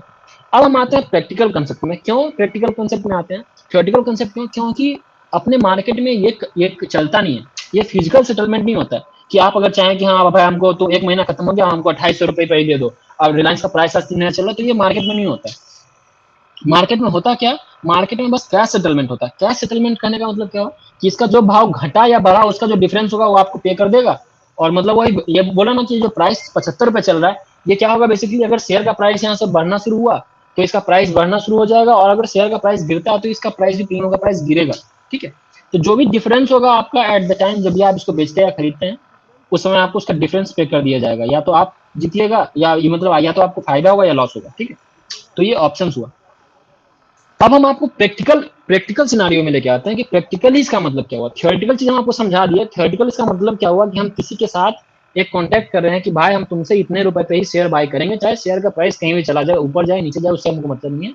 आज तुम मेरे से कोई भी रेंट ले लो, जो भी लेना है तुमको 1 महीने का, और मेरे को तुम ये दे दो, ऑप्शन दे दो, राइट दे दो। राइट बेसिकली इसको बोलते हैं, राइट दे दो कि हम जब मन होगा मेरा तब तुमसे बाय कर सकते हैं 2800 रुपए पे। ये इसका थ्योरेटिकल मतलब हुआ। अब हम इसका प्रैक्टिकल मतलब क्या है, तो प्रैक्टिकल मतलब में समझते हैं कि बेसिकली ऑप्शंस है क्या। ऑप्शंस एक तरह से बेटिंग है। बेटिंग मतलब क्या हुआ, सट्टा। सट्टा मतलब क्या हुआ कि हम क्या कर रहे हैं, बेट कर रहे हैं। बेट क्या कर रहे हैं भाई, कि या तो शेयर का भाव ऊपर जाएगा या तो शेयर का भाव नीचे आएगा, इस पे बेटिंग करते हैं। ठीक है, मतलब रिलायंस का शेयर जो आज चल रहा है 2800 रुपए, मान लीजिए 2780 रुपए चल रहा है, तो हम क्या बोल रहे हैं कि भाई मुझे लग रहा है कि आज यहाँ से प्राइस ऊपर जाएगा। लेकिन कोई सामने में बंदा वो बोला कि नहीं ऊपर नहीं जाएगा, यहाँ से तो प्राइस नीचे आएगा।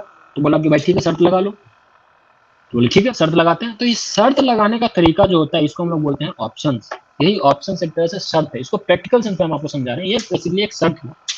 तो जब शर्त लगाए तो ऑब्वियसली मार्केट में पैसा रखना पड़ेगा आपको शर्त लगाने के लिए। तो ये जो पैसा रख रहे हैं वही, ये पैसा जो रख रहे हैं 75 रुपए रख रहे हैं ना, 75 रुपए नहीं, वही 18,875 रुपए, ये शर्त का पैसा हुआ कि इतना रुपए रखिए मार्केट में। अब जहां जाएगा प्राइस, अगर आप शर्त लगाया कि प्राइस ऊपर जाएगा यहाँ से, अगर ऊपर जाएगा तो ऑब्वियसली यहाँ से जितना ऊपर जाएगा वो आपका फायदा होता चला जाएगा।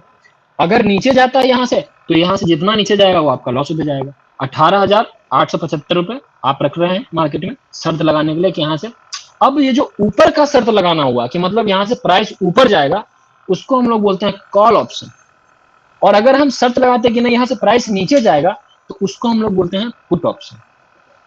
इतना समझ में आ गया कॉल क्या होता है, पुट क्या होता है? आई थिंक अब इतना तो नॉर्मल समझ में आ गया हो। अगर आपको लग रहा है कि प्राइस नीचे जाएगा तो हम क्या करेंगे, पुट ऑप्शन बाय करेंगे आपके फायदे के लिए। अगर आपको लगता है कि कॉल का यहाँ से शेयर का प्राइस ऊपर जाएगा, तब हम क्या बाय करते हैं, कॉल ऑप्शन बाय करते हैं। मतलब ऊपर पे शर्त लगाते हैं, ऊपर बढ़ने पे शर्त लगाते हैं। समझ में आ रहा है? इतना समझ में आ गया कि कॉल ऑप्शन और पुट ऑप्शन क्या होता है? समझ में आ गया आपको?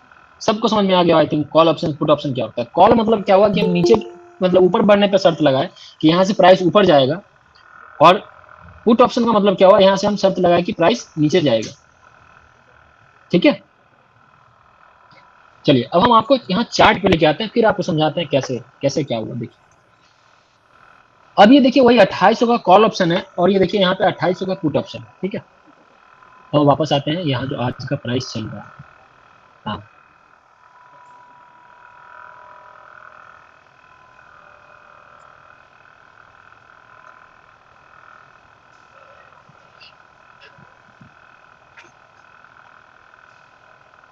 ठीक है, ये दिख रहा है ना सबको? स्क्रीन दिख रहा है सबको?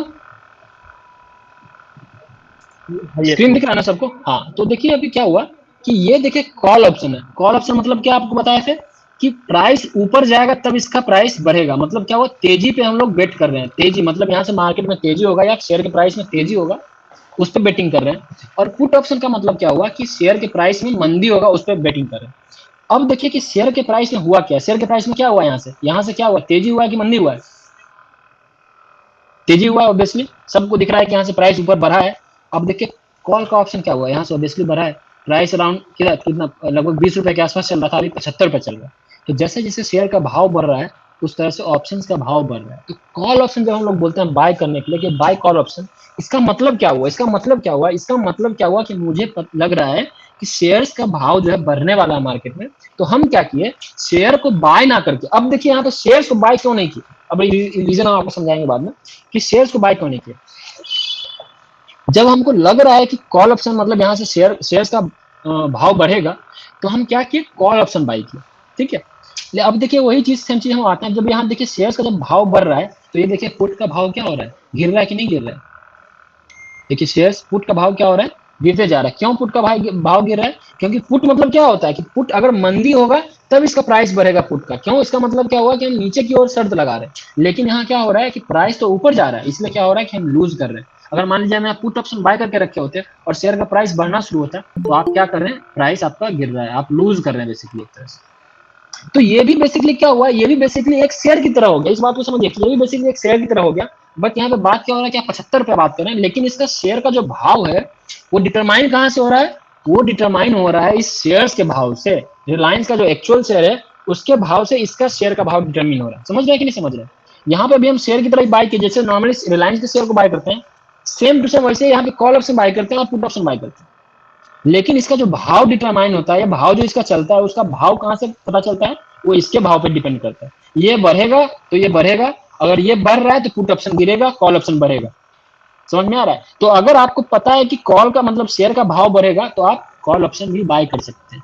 लेकिन अब यहाँ पे बहुत सारा अलग अलग रीजन होता है जो कि आपको ध्यान में रखना होता है। ये थोड़ा सेफ होता है बाय करना, ये बहुत रिस्की होता है। इसका रीजन अभी हम आपको बताएंगे बाद में, ठीक है? अब हम आते हैं कि हम भाई ऑप्शंस बाय करें क्यों, फायदा क्या ऑप्शंस बाय करने का। दोस्तों आपको ऑप्शन समझ में आ गया कि ऑप्शंस क्या होता है, कॉल क्या होता है, पुट क्या होता है, ये चीज समझ में आ गया होगा। लेकिन अब कॉल और पुट को बाय क्यों करें, जरूरत क्या है कॉल और पुट ऑप्शंस को बाय करने का? तो इसको समझने के लिए हम फिर से वापस यहाँ पे आते हैं और हम आपको दिखाते हैं बाय करने का दाम क्या है। अब बताइए यहाँ पे बाय करने का दाम क्या है। अब क्या हुआ कि अब जब हम यहाँ पे रिलायंस बाय कर रहे थे, अगर रिलायंस को हम बाय करते हैं तो एक शेयर बाय करने के लिए हमको कितना लग रहा है? 2800 रुपए। अब हम यहाँ पे अगर 250 शेयर बाय करते हैं तो हमको 7 लाख रुपए लग रहा है। लेकिन वही यहाँ पे अगर हम ऑप्शंस को बाय कर रहे हैं 250 शेयर बाय कर रहे हैं तो हमको कितना रुपए लग रहा है? सिर्फ और सिर्फ 18-19 हजार के आसपास रुपए लग रहा है। और अगर यहाँ से प्राइस 1 रुपए भी ऊपर जाता है, ऑप्शंस का प्राइस का बात करें, अगर ऑप्शंस का प्राइस 1 रुपए ऊपर जाता है तो आपको 250 रुपए का फायदा होगा। लेकिन अगर यहीं पे हम रिलायंस को बाय करते हैं तो रिलायंस का आपको 250 शेयर बाय करने में आपको कितना रुपए लग रहा है? 6 लाख रुपए लग रहा है। और अगर 6 लाख रुपए देने के बाद अगर रिलायंस का एक शेयर ऊपर जाएगा तो आपको 250 रुपए का फायदा होगा। तो आपको समझ में आ रहा है कि अरे ऑप्शंस में बाय करने का फायदा क्या है। आप क्या करें, बेसिकली यहाँ पे 250 शेयर तो बाय कर ले रहे हैं इतने सस्ते दाम में, 250 शेयर बाय कर रहे हैं इतने सस्ते दाम में, ये फायदा यहाँ पे हुआ। अब दूसरा कंसेप्ट आता है कि हम क्या बताए थे आपको, एक स्टार्टिंग में क्या बताए थे कि ऑप्शंस को लाया क्यों गया? ऑप्शंस को लाया गया किस चीज को हेज करने के लिए? फ्यूचर्स को हेज करने के लिए। तो आपको बताया कि यहाँ पे क्या बताया, फ्यूचर्स को बाय करने के लिए 250 शेयर कितना रुपए लग रहा था? 1.5 लाख रुपए लग रहा था। अब बताइए जब हमको इसको हेज करना है या उसका रिस्क को कम करना है तो ऑब्वियसली आप फिर से 1.5 लाख रुपए तो देंगे नहीं, ऑब्वियसली उससे कम प्राइस लगेगा इंश्योरेंस में, तभी आप इसको बाय कीजिएगा। तो इसी वजह से ऑप्शंस का प्राइस को जो है कम बनाया गया। ऑप्शंस के प्राइस को इस तरह से बनाया गया है कि आपको पैसा कम देना पड़े। तो आपको उसके इंश्योरेंस के लिए कितना रुपए देना पड़ रहा है? सिर्फ और सिर्फ 20,000 रुपए। बाय कितना कर रहे हैं? 250 शेयर ही बाय कर। आपको इतना समझ में आया होगा, ये समझ में आ गया ना? बताइए यहाँ पे ये बहुत बेसिक जो कंसेप्ट था आपका फ्यूचर्स और ऑप्शंस का, सारा कहानी खत्म हो गया। बेसिक जो था, जो कंसेप्ट था बेसिक ऑप्शंस और फ्यूचर्स का, वो सारा चीज हम आपको बता दिए। अब थोड़ा सा चीज और बचा हुआ वो हम बताएंगे, बट थोड़ा सा क्वेरी ले लेते हैं किसी का भी कुछ भी क्वेरी आप एक बार पूछ लीजिए आराम से, जल्दी जो भी क्वेरी, जिसका भी कुछ भी क्वेरी है, जो भी क्वेरी है पूछिए एक बार थोड़ा सा, तब ज्यादा सीखने के लिए मिलेगा। किसी को कुछ भी क्वेरी है तो पूछ लीजिए। तो मुकुंद, जैसे कि अभी आप बता कि फ्यूचर को हेज करने के लिए हमारे पास ऑप्शन है। हाँ। अगर बाय चांस बात है, अगर मैं ऑप्शंस को बाय कर रहा हूँ, अगर मेरे को हेज करना तो फ्यूचर्स बचा, तो फ्यूचर तो साथ से फिर महंगा पड़ेगा। नहीं, ऑप्शंस को हेज करने के लिए फ्यूचर्स नहीं होता है, ये हम आपको बताएंगे बाद में। ऑप्शंस को हेज करने के लिए फ्यूचर कैसे हुआ? फ्यूचर्स को हेज करने के लिए ऑप्शंस आया, ऑप्शंस को हेज करने के लिए फ्यूचर नहीं है, इस बात ध्यान रखिए। फिर तो एक एंडलेस लूप बनाया कि आप ऑप्शंस को भी हेज करने के लिए कुछ ना कुछ चाहिए। नहीं, तो उसका है ना तरीका, वो हम बताएंगे आपको ना। तो ऑप्शंस को इसीलिए इस तरीके से डिजाइन किया गया ना कि आप ऑप्शंस को हेज कर सकते हैं। ऑप्शंस को हेज कैसे करेंगे वो हम बताएंगे। ठीक। हाँ, और कोई क्वेरी है जल्दी से पूछिए, जल्दी से एकदम। मुकुंद, रिस्क किस में ज्यादा है, फ्यूचर्स में काम करने में या ऑप्शंस में? रिस्क ज्यादा है आपका ऑब्वियसली। देखिए एक बात को हमेशा ध्यान रखिए, जहां कम पैसा लगेगा रिस्क ज्यादा वहीं पे, इस बात को हमेशा ध्यान रखिएगा। जहां कम पैसा लग रहा है रिस्क वहां ज्यादा है, इस बात का हमेशा ध्यान रखिए। जहां भी कम पैसा आपका लग रहा है रिस्क वहीं ज्यादा है, इस बात को हमेशा ध्यान रखिए। कोई भी चीज कर रहे हैं आप, अगर ज्यादा पैसा लग रहा है तो रिस्क कम है। कहने का मतलब क्या हुआ कि आप अगर ज्यादा पैसा देके कोई चीज बाय करते हैं तो क्वालिटी होती है ना वहाँ पे, सेम चीज यहाँ भी मान के चलिए। जितना कम पैसा दे रहे हैं, जैसे होता क्या है कि आप लोग हीरो जीरो बाय करते हैं, 10 रुपए में बाय कर लिए भाई ठीक है, तो 50 रुपए हो जाएगा, लेकिन वहाँ सबसे ज्यादा रिस्क, इस बात का हमेशा ध्यान रखें। जितना कम पैसा दे रहे हैं मार्केट में, उतना आपका ज्यादा रिस्क है, इस बात को हमेशा ही ध्यान में रखिएगा। चाहे वो कुछ भी बाय कर रहे हैं, आप कुछ भी बाय कर रहे हैं, कुछ भी सेल कर रहे हैं, कम पैसा लग रहा है, रिस्क सबसे ज्यादा है, ज्यादा पैसा लग रहा है, थोड़ा सा कम रिस्क होगा, इस बात का हमेशा ध्यान रखना है। तो आप ऑप्शंस में अगर पैसा कम दे रहे हैं ऑब्वियसली फ्यूचर्स के मुकाबले, तो रिस्क ऑब्वियसली ज्यादा है ऑप्शंस में। सर जैसे म्यूचुअल फंड्स वगैरह ने रिलायंस के जो शेयर्स ले रखे थे, हाँ उनको हेज करने के डायरेक्ट पुट ऑप्शन क्यों नहीं ले सकते? हाँ, अभी मैं आपको अभी मैं ये बोला ना कि अभी मैं आपको सिर्फ इक्विटी को हेज करने के लिए, मतलब रिलायंस के शेयर को हेज करने के लिए सिर्फ फ्यूचर के थ्रू बताया, अभी ऑप्शंस के थ्रू नहीं बताया। ऑप्शंस के थ्रू भी हेज कर सकते हैं, वो हम बताएंगे। हेलो मुकुंद सर, जैसे हाँ अभी हम 2000 के ऊपर शेयर का प्राइस चल रहा है हाँ हाँ, और बिल्कुल। हम कई बार 2200 के ऊपर पुट बाई करते हैं, तो अभी तो पुट का मतलब तो यही हो गया ना कि भाई मार्केट गिरेगी। पुट का मतलब आप सोच रहे हैं कि प्राइस गिरेगी, पुट का मतलब ये हुआ कि आप हाँ, सोच रहे हैं कि प्राइस गिरेगी तो हमको फायदा होगा, इसलिए पुट बाय कर रहे हैं। तो अभी 2000 पे शेयर चल रहा है, तो मतलब गिरेगी तो हमको 1800 नीचे पुट करना होगा ना, हम ऊपर का कैसे पुट करते हैं, तो उसमें क्या वो होता है?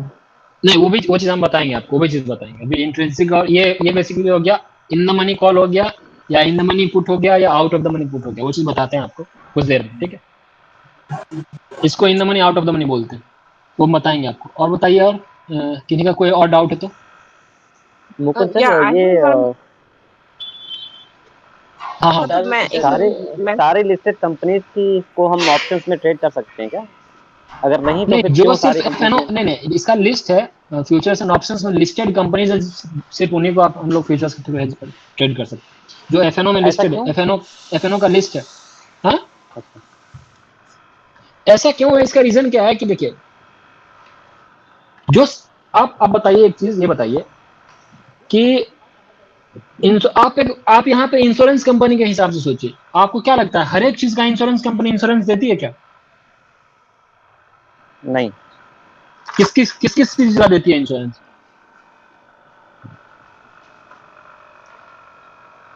मतलब जनरली वैसे चीजों का इंश्योरेंस देती है जो जनरली फ्रीक्वेंटली यूज होता है या फ्रीक्वेंटली चलता है, समझ रहे हैं? तो वही कंसेप्ट यहाँ पे भी है, वही कंसेप्ट यहाँ पे भी आपका, जो चीज, जो एसेट या जो शेयर ज्यादा ट्रेड होता है, मतलब जो ज्यादा लिक्विड है, जो ज्यादा ट्रेड होता है, जिसपे ज्यादा डिमांड है लोगों का, उसको जनरली क्या करते हैं हम लोग, सेबी क्या करती है, धीरे धीरे धीरे धीरे इंक्लूड करते जाती है एफएनओ लिस्ट में। क्यों? ओके। क्योंकि जो ज्यादा ट्रेड हो रहा है, ज्यादा रिस्क इन्वॉल्व हो रहा है, जो मतलब यहाँ पे बात क्या हुआ कि ज्यादा रिस्क किस में इन्वॉल्व हो रहा है, ज्यादा रिस्क मतलब ज्यादा भाव सेल हो रहा है, जिसका ज्यादा खरीद बिक्री हो रहा है, ऑब्वियसली वहां पे ज्यादा रिस्क इन्वॉल्व हो रहा है, क्योंकि जो लोग बेच रहे हैं, खरीद रहे हैं, रिस्क वहां आ रहा है। तो जनरली क्या करती है, धीरे धीरे धीरे धीरे सेबी जो है, जो भी शेयर्स ऐसे हैं उसको इनकॉर्पोरेट करते जाती है एफएनओ लिस्ट में। और जो मान लीजिए कोई आज अभी कोई शेयर्स है जो कि एफएनओ में है, लेकिन कुछ दिन के बाद दिख रहा है, सेबी को दिख रहा है कि नहीं, ये तो ठीक से ट्रेड नहीं हो रहा, फॉर एग्जांपल आइडिया हो गया, फॉर एग्जांपल यस बैंक हो गया, तो ऐसे शेयर्स जो देखिए पहले तो बहुत अच्छा ट्रेड हो रहे थे, लेकिन अब उसका हालत खराब है, तो क्या करेगी सेबी उसको वहां से बाहर निकाल दो, क्योंकि उसका फायदा नहीं है। जी। क्योंकि वहाँ इंश्योरेंस वाले को भी तो फायदा होना चाहिए, इंश्योरेंस वालों को फायदा नहीं होगा तो क्यों करेगी इंश्योरेंस काम अपना, तो क्या करेंगे, राइट, एफएनओ राइट। बाहर निकाल देंगे। बस आपको thank you. Futures options insurance के हिसाब से सोचना है कि ये बेसिकली रिस्क को कम करने के लिए इंश्योरेंस। हाँ विमला जी, आप बोलिए। या तो मुझे पूछना था कि सपोज मैं रिलायंस में बुलिश हूँ एंड आई बाय हाँ फ्यूचर्स, तो मैं हाँ, सेम मंथ के ऑप्शन से आई विल हेज और can I choose next month hedge? Yes exactly, आप यहाँ पे जो एक कंसेप्ट मैं बताऊंगा आपको आगे, वो आपको समझ में आएगा कि नेक्स्ट मंथ का हेज लेना है आपको, इस मंथ का हेज लेना है। वो यहाँ पे आपको बेसिकली मैं शॉर्ट में बता दूं आपको कि वो डिपेंड करेगा कि आपका टाइम पीरियड क्या है, आपको क्या लग रहा है कि बुलिश, आपको क्या लग रहा है कि कितने दिन में शेयर का प्राइस भागेगा, वो आपको भी तो पता होगा। No, suppose I'm extremely bullish. Yeah, you are So extremely bullish. You can hedge. Obviously, you can hedge with the current month options price action. Why will you pay extra rent? Why will you pay extra rent? The point is no. मतलब यहाँ आप बस ये इस हिसाब से सोचिए कि आपको पता है कि मुझे 1 महीने के लिए ही रखना है इसको, एक महीने में मेरा मैं जो सोच रही हूँ 1 महीने में पूरा हो जाएगा, तो आप 2 महीने का रेंट क्यों देंगे, ये बताइए। कोई नहीं देगा 2 महीने का रेंट, सिंपल। ओके या हाँ, तो आप उतना ही रेंट दीजिएगा जितना आपको लग रहा है कितने में मेरा काम हो जाएगा, उससे ज्यादा रेंट देने का कोई जरूरत नहीं। ऑप्शंस का प्राइस बाय करने का मतलब आप ये समझिए कि आप रेंट दे रहे हैं, जो भी दे रहे हो आप एक रेंट दे रहे हैं एक पीरियड के लिए, जितना पीरियड जो पीरियड उसका है। मान लीजिए अगर जून मंथ का है तो पूरा 30 दिन के लिए आप रेंट दे रहे हैं, ठीक है। Okay understood. And one more thing, अगर मैं ये महीने का ऑप्शन लूँ और नेक्स्ट महीने का ऑप्शन लूँ, तो is there apart from the premium, हाँ, अगर प्राइस नीचे गिरे तो अमाउंट कम होने का दोनों में इक्वल होगा या किसी में कम होगा किसी में ज्यादा होगा? अब यहाँ पे इसको यहाँ पे आता है कंसेप्ट गामा, यहाँ पे आता है कंसेप्ट थीटा का, डेल्टा का, गामा, और यहाँ 3 चीज आता है, 3 ग्रीक टर्म आप लोग रेगुलरली सुनते हैं ऑप्शंस में, डेल्टा, गामा और थीटा। ये 3 चीज आता है, ये इस पे डिपेंड करता है, और वोलेटिलिटी पे भी डिपेंड करता है, विक्स पे भी डिपेंड करता है मार्केट में, वो भी चीज है। तो ये हम आगे आपको बताएंगे इसके बारे में, ठीक है। Okay thank you. हाँ, और किसी का कोई क्वेरी है? और किसी का कोई क्वेरी है तो पूछ लीजिए। जैसे हाँ। इक्विटी का प्राइस अप होता है तो कॉल ऑप्शन का प्राइस अप होगा। हाँ, इक्विटी का जैसे 1 रुपया बढ़ता है तो प्रीमियम के प्राइस प्रीमियम 1 रुपए से नहीं बढ़ेगा ऑप्शंस का, वो डिटरमाइन करता है डेल्टा। डेल्टा से पता चलेगा आपको कि कितना प्रीमियम बढ़ेगा, ठीक है। और हाँ, किसी का कोई क्वेरी? हेलो। हाँ, तो बोलिए। मान लीजिए मेरा कोई एफएनओ का कोई पोजीशन ओपन है, तो इन बिटवीन द मंथ वो बैन लिस्ट में चला जाएगा वो शेयर एफएनओ बैन लिस्ट में, तो क्या होगा उस केस में? बैन में चला जाएगा तो आप देखिए फ्रेश कॉन्ट्रैक्ट नहीं कर सकते हैं उस असेट में। फ्रेश कॉन्ट्रैक्ट नहीं होता, जो एग्जिस्टिंग पोजीशन है वो रहेगा, बट फ्रेश कॉन्ट्रैक्ट नहीं कर सकते, फ्रेश बाइंग से नहीं हो सकता। एग्जिस्टिंग पोजीशन ओपन रहेगी till then I close it. हाँ, आप जब तक ना बेचे रहेगा वो तो रहेगा ही, उसको तो कुछ कर नहीं सकते हैं। ओके। हाँ, बैन में चला गया मतलब फ्रेश कुछ नहीं होगा, उसमें फ्रेश पोजीशंस नहीं हो सकते, न्यू कॉन्ट्रैक्ट नहीं क्रिएट किया जा सकता। बैन मतलब क्या हुआ कि सामने वाला जो पर्सन है बेचने वाला वो तैयार नहीं है बेचने के लिए, उसको ब्लॉक कर दिया गया, तो सामने वाला जब बेचेगा ही नहीं तो बाइक कैसे होगा? या कोई सेलर है, सेलिंग या बाइंग कुछ पॉसिबल नहीं है, फ्रेश नहीं होगा। जो पोजीशंस एग्जिस्टिंग है, जो पहले से कॉन्ट्रैक्ट हो गया, उसका खरीद बेच हो सकता है।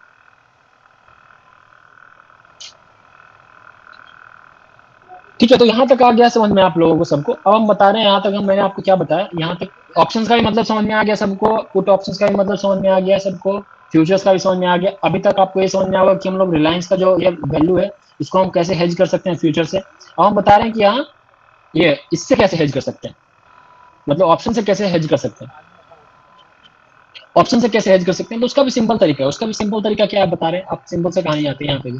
हाँ, यहाँ पे किए क्या, यहाँ पे जब हम फ्यूचर्स को क्या कर रहे थे, जब हम बाय किए थे यहाँ पे रिलायंस का शेयर मेरे पास पड़ा हुआ है और हमको हेज करना है, तो हम क्या किए कि फ्यूचर्स को शॉर्ट किए, क्या किए, फ्यूचर को शॉर्ट किए, राइट। फ्यूचर को अब यहाँ पे आपको देखना होगा, ये चीज हमेशा दिमाग में रखना है कि फ्यूचर को हम शॉर्ट क्यों किए, क्योंकि जब प्राइस इसका जब प्राइस गिरेगा तो ये भी गिरेगा, राइट।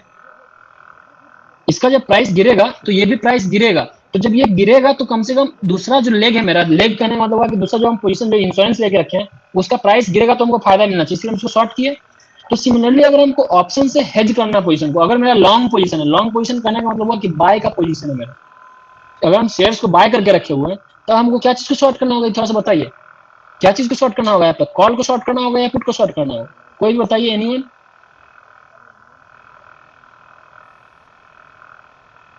कोई भी बताइए थोड़ा, क्या चीज को हमको शॉर्ट करना होगा? पुट को शॉर्ट करना होगा। से अगेन एक बार दोबारा बोलिए। मैं बोल रहा हूँ मेरे पास शेयर्स पड़ा हुआ है, शेयर्स को हमको हेज करना है, शेयर्स को का रिस्क को कम करना है। तो जैसे हम यहाँ पे क्या किए थे, फ्यूचर्स को शॉर्ट किए थे, तो फ्यूचर का शॉर्ट करने से मेरा रिस्क कम हो रहा था। कैसे कम हुआ था तो आपको बताए, समझ में आ गया था सबको। अब हमको अगर ऑप्शंस के थ्रू हेज करना है, ऑप्शंस के थ्रू अपने रिस्क को कम करना है, तो हम क्या चीज को शॉर्ट करेंगे? यहाँ मेरा बाय पोजीशन है, शेयर्स में बाय करके रखा हूँ, मान लीजिए मेरे पास 10,000 शेयर्स पड़ा हुआ बाय करके, तो तो कॉल को शॉर्ट क्या चीज को करूंगा। करेंगे? कॉल को शॉर्ट करेंगे, पुट को शॉर्ट करेंगे? कॉल को। या तो Reason- आप कॉल को शॉर्ट करोगे या पुट खरीदोगे। हाँ ठीक है, दोनों तरीका है। हम शॉर्ट करने के लिए बोल रहे हैं तो हम शॉर्ट क्या चीज को करेंगे? कॉल को करेंगे। क्यों शॉर्ट करेंगे? शॉर्ट करने का मतलब क्या हुआ कि जो चीज जैसे शेयर्स अगर बढ़ेगा तो जो इंस्ट्रूमेंट उसके साथ साथ बढ़ता है उसको शॉर्ट करेंगे तभी फायदा होगा हमको, इस बात का ध्यान रखना। इंश्योरेंस तभी होगा मेरा कि एक जो चीज मान लीजिए मेरा शेयर प्राइस बढ़ रहा है तो उसके साथ साथ जो भी बढ़ रहा है अगर हम उसको शॉर्ट करेंगे तभी तो मेरा रिस्क कमेगा, क्योंकि अगर गिरेगा तो एक हमको फायदा देगा, एक हमको नुकसान देगा। तो हमको जो चीज साइमल्टेनियसली साथ साथ में चलता है, अगर हमको शॉर्ट करके हेज करना है तो हम उसी चीज को शॉर्ट करेंगे जो साथ साथ चलता है। जैसे शेयर बढ़ता है तो ऑप्शंस का प्राइस भी बढ़ता है, इसलिए हम इसको क्या करेंगे, शॉर्ट करेंगे। दूसरा तरीका क्या हुआ इसको हेज करने का, पुट को बाय कर लेंगे। ठीक है, क्यों बाय कर लेंगे, क्योंकि ये बढ़ेगा और ये गिरते जाएगा, और अगर ये गिरता है तो ये गिर ही रहा है, तो ये तो क्या होगा, ये गिरेगा। अगर शेयर का प्राइस अगर गिरता है तो पुट का वैल्यू क्या होगा, बढ़ेगा। तो आपको यहाँ से फायदा मिलेगा, यहाँ से नुकसान मिल रहा है, शेयर्स का वैल्यू से नुकसान मिल रहा है और यहाँ से आपको फायदा मिल रहा है। दोनों तरीका हुआ, समझ गए, दोनों तरीका हेज करने का क्या हुआ कि या तो हम कॉल को शॉर्ट कर दें या तो पुट को बाय कर लें। अब दूसरा तरीका हम आते हैं कि मान लीजिए आपका यहाँ पे शॉर्ट पोजीशन है, बाय पोजीशन नहीं है, आपका यहाँ पे शॉर्ट पोजीशन है। शॉर्ट पोजीशन मतलब क्या हुआ कि आप 10,000 क्वांटिटी को शॉर्ट करके रखे हुए। अब हम यहाँ पे आ सकते हैं कि ऑब्वियसली शेयर्स को शॉर्ट नहीं कर सकते, तो हम यहाँ पे फ्यूचर्स पे आ जाते हैं। मान लीजिए कि हम फ्यूचर्स को यहाँ पे शॉर्ट करके रखे हुए, यहाँ पे हम क्या किए, फ्यूचर्स को शॉर्ट कर दिया 2800 रुपए पे। तो 2800 रुपए में अगर फ्यूचर्स को शॉर्ट कर दिए हैं तो मतलब क्या हुआ, आपका रिस्क क्या है, शॉर्ट किए हैं मतलब क्या हुआ, आपका रिस्क कब होगा, आपको घाटा कब लगेगा, नुकसान कब होगा, जब शेयर का प्राइस बढ़ेगा। लॉजिकल, ठीक है ना, जब बढ़ेगा शेयर का प्राइस तभी तो नुकसान होगा, क्योंकि आप शॉर्ट किए हुए हैं उसको। तो जब शेयर का प्राइस बढ़ेगा तब आपको नुकसान होगा। तो आप क्या कीजिएगा, आपको हेज करने के लिए क्या करना पड़ेगा, प्राइस का बढ़ने से आपको नुकसान हो रहा है तो आप क्या कीजिएगा, कोई भी चीज ऐसा चीज को लीजिएगा जो आपको प्राइस बढ़ने से फायदा दे। कोई भी ऐसा इंस्ट्रूमेंट आपके पास होना चाहिए जो कि प्राइस बढ़ने से आपको फायदा है, तभी तो फायदा होगा। फ्यूचर्स के अगर प्राइस गिरने से आप मतलब प्राइस बढ़ने से अगर नुकसान हो रहा है आपको, तो कोई भी चीज आपके पास ऐसा होना चाहिए जो कि बढ़ने से, शेयर के प्राइस बढ़ने से आपको फायदा हो। एक चीज आपको नुकसान देगा, मतलब फ्यूचर तो आपको नुकसान देगा अगर बढ़ेगा तो, लेकिन आपको दूसरा कोई भी चीज ऐसा होना चाहिए जो अगर मान लीजिए शेयर का प्राइस बढ़ रहा है तो वहां आपको फायदा होना चाहिए। तो आप क्या कीजिएगा, या तो कॉल को बाय कर लीजिएगा, क्योंकि शेयर का प्राइस बढ़ेगा तो कॉल का प्राइस बढ़ेगा, तो आपको यहाँ से फायदा होगा और यहाँ से नुकसान हो रहा है।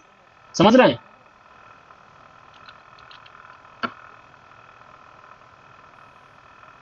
या तो आप यहाँ पे कॉल बाय कर लीजिएगा या फिर पुट को शॉर्ट कर दीजिएगा। क्यों पुट को शॉर्ट कीजिएगा, क्योंकि ये अगर बढ़ेगा ऊपर, देखिए अब यहां से समझिए बात को, यहाँ चार्ट से समझ ज्यादा समझ में आएगा।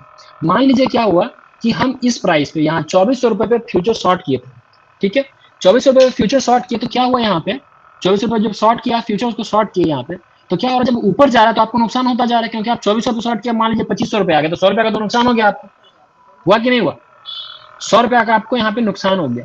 तो आपको इस 100 रुपया को कंपेंसेट करना है, तो आपको कैसे कंपेंसेट करना होगा, तो आप क्या कीजिएगा, अगर मान लीजिए आप यहाँ पे पुट को बाय, ये जो कॉल ऑप्शन है इसको बाय कर लिए होते, तो आप जितना प्राइस यहाँ से बढ़ा, बाय किए, जितना प्राइस बढ़ा तो आपको पैसा दे देता ना, इतना जहां जितना लॉस हो रहा है इधर, ये आपको इतना, क्योंकि आप इसको बाय किए हैं 20 रुपए पे, ये 50 रुपए हो गया, तो आपको इधर से फायदा हो गया। यहाँ नुकसान हुआ लेकिन यहाँ से फायदा हुआ, तो कैसे फायदा हुआ, यहाँ बाय किए। अब दूसरा चीज सिमिलरली यहाँ पे आता है, यहाँ पे क्या किया, इसको भी हम शॉर्ट करके रखे हुए हैं, इसको भी शॉर्ट करके रखे हैं, तो ये ऊपर जा रहा है तो हमको नुकसान हो रहा है, तो हम यहाँ पे क्या किए, इसको शॉर्ट कर दिए, पुट को शॉर्ट कर दिया। तो पुट को जब शॉर्ट किया आप यहाँ पे 400 से, तो 400 से देखिए कहाँ आ गया, 300 रुपए आ गया, तो आपको यहाँ से फायदा हो गया। तो दो तरीका हुआ ऑप्शन से हेज करने का, एक तो या तो आप बाय कर दीजिए किसी कॉल को या पुट को, या फिर सेल कर दीजिए, दोनों तरीका आप ऑप्शन से हेज करने का। ये चीज समझ में आया या कॉम्प्लिकेट हो गया थोड़ा सा, बताइए जल्दी से। समझ आया, समझ में आ गया, चलिए बढ़िया, ये चीज समझ में आ गया, ठीक है। तो दो तरीका है, या तो आप क्या कीजिए हेज करने के लिए, या तो हम क्या कर सकते हैं, कॉल को बाय कर सकते हैं या शॉर्ट कर सकते हैं, दोनों तरीका है, ठीक है। तो ये एक समझ में आ गया। अब आता है दूसरा रीजन, अब जो रीजन आता है, अब आता है कि ऑप्शंस को कैसे हेज करना है। अगर हम सिर्फ ऑप्शंस की बाइंग कर रहे हैं, अगर सिर्फ और सिर्फ ऑप्शंस की बाइंग कर रहे हैं, तो ऑप्शंस को कैसे हेज किया जा सकता है, ऑप्शंस को कैसे हेज किया जा सकता है। तो अब अगर ऑप्शंस को हेज करना था, हमको ऑप्शंस को हेज करना था, तो ऑप्शंस को हेज करने के लिए या तो हमको कोई दूसरा टूल लाना पड़ेगा मार्केट में, या तो फिर कुछ ऐसा चीज करना पड़ता, या कुछ ऐसा प्लानिंग करना पड़ता रेगुलेटर को, जिससे कि हम ऑप्शंस को हेज कर सकते हैं। तो लोग प्लानिंग क्या किया, तो प्लानिंग के लिए वो लोग क्या किया, कंसेप्ट लाया डेल्टा का, थीटा का और गामा का। तो गामा का बेसिकली यूज नहीं है, गामा का आपको ज्यादा कुछ समझने का जरूरत है नहीं। बेसिकली आपको दो चीज समझना पड़ेगा, थीटा का वैल्यू, थीटा क्या होता है और डेल्टा क्या होता है। अभी जो हेजिंग होता है ना ऑप्शंस का, वो बेसिकली डेल्टा के बेसिस पे होता है, डेल्टा के बेसिस पे होता है। अब डेल्टा होता क्या है, आपको ये चीज समझना पड़ेगा कि डेल्टा क्या है। तो हम डेल्टा पे आते हैं। बेसिकली डेल्टा क्या होता है, तो डेल्टा बेसिकली क्या होता है कि अगर शेयर का भाव 1 रुपया मूव करता है तो ऑप्शंस का प्राइस कितना मूव करेगा, ये आपको डेल्टा बताता है। क्या बताता है आपको डेल्टा? डेल्टा बताता है कि अगर शेयर का भाव 1 रुपया मूव करता है तो आपका जो प्रीमियम है, ऑप्शंस का जो प्रीमियम है, वो कितने रुपए से मूव करेगा, ये आपको डेल्टा बताता है। तो डेल्टा बेसिकली होता क्या है, किस रेंज में होता है? Delta generally max to max delta 1 होगा। 1 होने का मतलब क्या हुआ कि अगर शेयर का प्राइस 1 रुपया बढ़ेगा तो इसका जो ऑप्शंस का प्राइस है वो भी 1 रुपया बढ़ेगा। एकदम सिमिलर टू फ्यूचर हो गया कि जैसे 1 रुपया ये बढ़ा तो 1 रुपया फ्यूचर बढ़ गया। तो अगर इसका डेल्टा भी 1 हो जाए, ऑप्शंस का डेल्टा अगर 1 है तो ये भी 1 रुपया बढ़ेगा। अगर ये 1 रुपया बढ़ेगा तो ये भी 1 रुपया बढ़ेगा। तो आप फ्यूचर बाय करें या ऑप्शंस बाय करें, बात बराबर हो गया। तो आप समझ रहे हैं क्या फायदा है यहाँ पे ऑप्शंस बाय करने का। तो जो लोग यहाँ पे फ्यूचर्स बाय करते हैं, अगर मान लीजिए उनको बाय करना है, अगर उनको फ्यूचर्स ही बाय करना है, तो दूसरा तरीका है कि आप ऑप्शंस बाय कर लीजिए जिसका डेल्टा 1 है। जिसका डेल्टा 1 है तो आप बेसिकली सिमिलर क्या होगा यहाँ पे भी।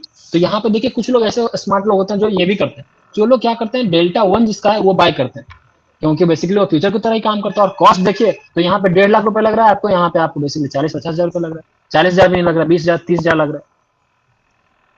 तो वो लोग क्या करते हैं, डेल्टा 1 को बाय करते हैं। बट यहाँ पे जो नेगेटिव इंपैक्ट है और जो इसमें फ्यूचर्स में वो नहीं है, वो है बेसिकली थीटा। थीटा का कंसेप्ट जो आता है, जो यहाँ पे नेगेटिव है, और ये फ्यूचर्स में थीटा या डेल्टा वेल्टा कुछ नहीं होता है। ठीक है, तो अब थीटा क्या होता है?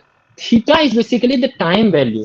टाइम वैल्यू क्या हुआ, जो हम आपको बोले कि रेंट जो आप दे रहे हैं 30 दिन के लिए, ये बेसिकली एक थीटा हो गया। इसको हम लोग बोलते हैं थीटा, कि आप रेंट कितना दे रहे हैं। 30 दिन का जो आप समय मांग रहे हैं कि भाई 30 दिन का हमको समय दे दो, 30 दिन में हम जो आपको करना है, 30 दिन में मेरा प्राइस इधर चल जाएगा उधर चला जाएगा, जो भी आप जिस चीज के लिए कॉन्टेक्ट लिए, जितना दिन के लिए आप कॉन्टेक्ट लिए, तो जितना दिन का आप रेंट दे रहे हैं उसको हम लोग बोलते हैं थीटा। अब थीटा को कैसे समझे? तो थीटा को समझने के लिए आपको दो चीज का समझना पड़ेगा। इंट्रिंसिक वैल्यू क्या होता है वो आपको, स्ट्राइक प्राइस तो आपको समझा दिया, स्ट्राइक प्राइस क्या होता है ये आपको समझ में आ गया। अब आपको समझना पड़ेगा इंट्रिंसिक वैल्यू, कि इंट्रिंसिक वैल्यू क्या होता है। इंट्रिंसिक वैल्यू क्या होता है, तो यहाँ पे हम क्या बताए, ये इसका जो स्ट्राइक प्राइस है कितना है, 2800 रुपए। कितना है? 2800 रुपए यहाँ पे। और मार्केट में प्राइस कितना चल रहा है, 2780 रुपए। कितना चल रहा है? 2780 रुपए। और मार्केट में इसका जो स्ट्राइक प्राइस है वो कितना है, 2800 रुपए। तो ये बताइए कि ये प्राइस से दूर है कि प्राइस के पास है?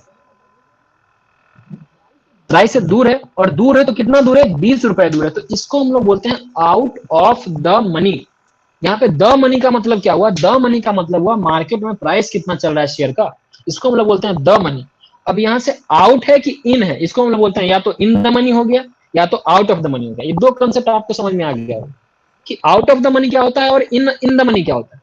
इन द मनी कहने का मतलब क्या हुआ, इन द मनी कहने का मतलब क्या हुआ, अभी हम कॉल के लिए बात करें, इन द मनी क्या हो गया, इन द मनी क्या हो गया कि जो प्राइस चल रहा मार्केट में 2780 रुपए, 2780 रुपए से कितना ऊपर हम ऊपर का कॉल बाय करें, इसको बोल रहे हैं out of the money, money से कितना दूर।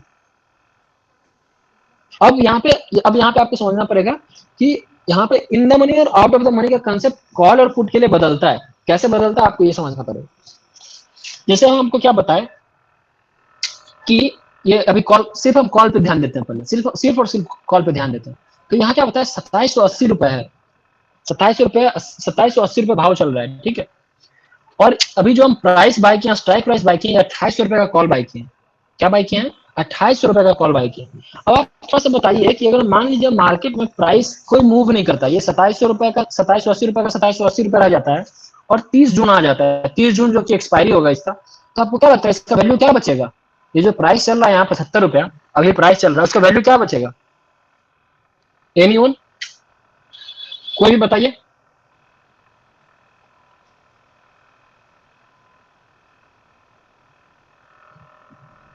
कोई भी बताइए क्या प्राइस रहेगा उसका? ये जो वैल्यू चल रहा है अभी 75 रुपए चल रहा है। अगर मान लीजिए प्राइस 2780 का 2780 रह जाता है एक्सपायरी के दिन, तो इसका वैल्यू कितना होगा एक्सपायरी के दिन? ये जो प्रीमियम चल रहा है अभी, at end of the day 0, zero क्यों होगा? क्योंकि उसकी वैलिडिटी खत्म हो गई। वैलिडिटी खत्म हो गई मतलब and of the day, expiry वाले दिन एंड ऑफ द डे वो कॉन्ट्रैक्ट खत्म हो गया ना, वो कॉन्ट्रैक्ट क्लोज होने हैं। नेक्स्ट कॉन्ट्रैक्ट खत्म नहीं है यहाँ पे, कॉन्ट्रैक्ट खत्म हो गया इस वजह से जीरो नहीं हो गया उसका वैल्यू। इसका मतलब है, आपको हम अभी क्या बताए थे कि 75 रुपया है क्या? 75 रुपया आपने रेंट दिया था 30 दिन के लिए, और वो 30 दिन खत्म हो गया, तो हर दिन का रेंट तो खत्म होता गया आपका। या डेप्रिशिएट होता गया विद टाइम। हाँ, हर दिन तो आपका रेंट, आप 30 दिन के लिए रेंट ही दिए थे 75 रुपए, तो 30 दिन बाद तो रेंट तो आपको पूरा पूरा चला गया, तो रेंट तो कुछ बचा ही नहीं, तो उसका वैल्यू तो जीरो होना ही होना है। ये आपका रेंट का वैल्यू बढ़ेगा कब, मतलब आपको फायदा कब होगा? जब आप 75 रुपए पे बाय किए हैं और इस शेयर का वैल्यू जो है आपकी ओर बढ़े, तब जाके आपको फायदा होगा। अगर शेयर का प्राइस आपकी तरफ नहीं बढ़ता है, आपके शेयर की तरफ नहीं बढ़ता है, तो आपका पूरा का पूरा रेंट जो है जीरो होना ही होना है, क्योंकि आप तो रेंट ही दिए हैं 75 रुपए। तो यहाँ पे आपको समझने में मदद करता है कि इन द मनी और आउट ऑफ द मनी का कंसेप्ट। तो अगर आपका वैल्यू, मान लीजिए अभी प्राइस चल रहा है 2780 रुपए चल रहा है, और एक्सपायरी के दिन में 2780 रह जाता है, और आपका कॉन्ट्रैक्ट वैल्यू जो 2800 रुपए का है कॉल ऑप्शंस का, तो ये 28 रुपए बेसिकली क्या है? आउट ऑफ द मनी है, 20 रुपए आउट ऑफ द मनी है कि नहीं है? 20 रुपए आउट ऑफ द मनी है, तो इसका वैल्यू जीरो हो जाएगा एक्सपायरी के दिन। लेकिन वही अगर मान लीजिए ये प्राइस जो चला जाए, ये प्राइस जो चला जाए, रिलायंस का प्राइस अगर 2820 रुपए हो जाता है एक्सपायरी के दिन, 2820 रुपए होता है एक्सपायरी के दिन, तब जाके इसका वैल्यू, जो आपका वैल्यू रहेगा एक्सपायरी के दिन, ये जो ऑप्शंस का वैल्यू है वो कितना रहेगा एक्सपायरी के दिन? एक्सपायरी के दिन वैल्यू इसका रहेगा 20 रुपए। वो कैसे निकालते हैं? ये जो प्राइस चल रहा है मार्केट में, डिफरेंस माइनस करेंगे स्ट्राइक प्राइस क्या था, इसको हम लोग बोलते हैं इंट्रिंसिक वैल्यू। कि इंट्रिंसिक वैल्यू कितना है? इंट्रिंसिक वैल्यू हमेशा रहेगा, इस बात का हमेशा ध्यान में रखना है कि जो भी इंट्रिंसिक वैल्यू रहेगा वो कभी घटेगा बढ़ेगा। इंट्रिंसिक वैल्यू जो रहेगा वो आपके हाथ में रहेगा, और जो रेंट दे रहे हैं वो बेसिकली सेलर के हाथ में चला गया। रेंट जो आप दिए वो सेलर के हाथ में है, सेलर का फायदा है वहां पे। जो आपको इंश्योरेंस दिया है, बेसिकली जो इंश्योरेंस दिया, इंश्योरेंस कंपनी मान लीजिए एक तरह से, उसके हाथ में पैसा दे दिया, और जो आपको फायदा हो रहा है बेसिकली, बोलिए कि ये जो हुआ कि मतलब आपको इंश्योरेंस करवाने का फायदा क्या हुआ? तो वो हुआ कि आपको जब, अगर आपका जो इंट्रिंसिक वैल्यू था, मतलब मान लीजिए 2800 रुपए था, उससे जितना प्राइस ऊपर जाएगा एक्सपायरी के दिन, उतना आपको फायदा होगा। अगर नहीं गया उसके ऊपर, तो आपका पूरा जीरो हो गया, खत्म हो गया आपका वैल्यू, आपको कुछ कोई फायदा नहीं होगा। तो नुकसान देखिए ऑप्शंस बाय करने में यही है। नुकसान क्या है यहाँ पे? फ्यूचर्स बाय करने में फायदा क्या है, और ऑप्शंस बाय करने में फायदा, नुकसान क्या है कि अगर मतलब प्राइस जो है शेयर का, वो आपके प्राइस की ओर, आपके स्ट्राइक से प्राइस की ओर ऊपर अगर नहीं जाता, आपके स्ट्राइक के ऊपर नहीं जाता है, तो आप पूरा का पूरा पैसा खत्म हो जाएगा, टाइम जीरो हो जाएगा। मतलब आप जितना पैसा दिया 18,000 वो जीरो हो जाएगा। लेकिन फ्यूचर्स के केस में ऐसा नहीं होता है। फ्यूचर्स अगर आप बाय कर रहे हैं तो फ्यूचर्स में टाइम डी के कुछ नहीं होता है। आप क्या कीजिएगा, अगर प्राइस कहीं नहीं गया तो आपका जितना पैसा आज लगा उतना पैसा कल भी रहेगा, 30 तारीख अगर एक्सपायरी भी हो जाता फिर भी रहेगा, बस कॉन्ट्रैक्ट खत्म हो जाएगा, और आप क्या कीजिएगा, उस दिन नया कॉन्ट्रैक्ट बाय कर लीजिएगा। तो फ्यूचर्स में फायदा क्या है कि वहां पे आपको ये टाइम डीके नहीं होता है, ऑप्शंस में टाइम डीके होता है। यही रीजन है कि ऑप्शंस बहुत ज्यादा रिस्की है, क्योंकि यहाँ पे लोगों को टाइम का मार पड़ता है। टाइम जैसे जैसे बीतता जाएगा आपका पैसा खत्म होता जाएगा, गलता जाएगा।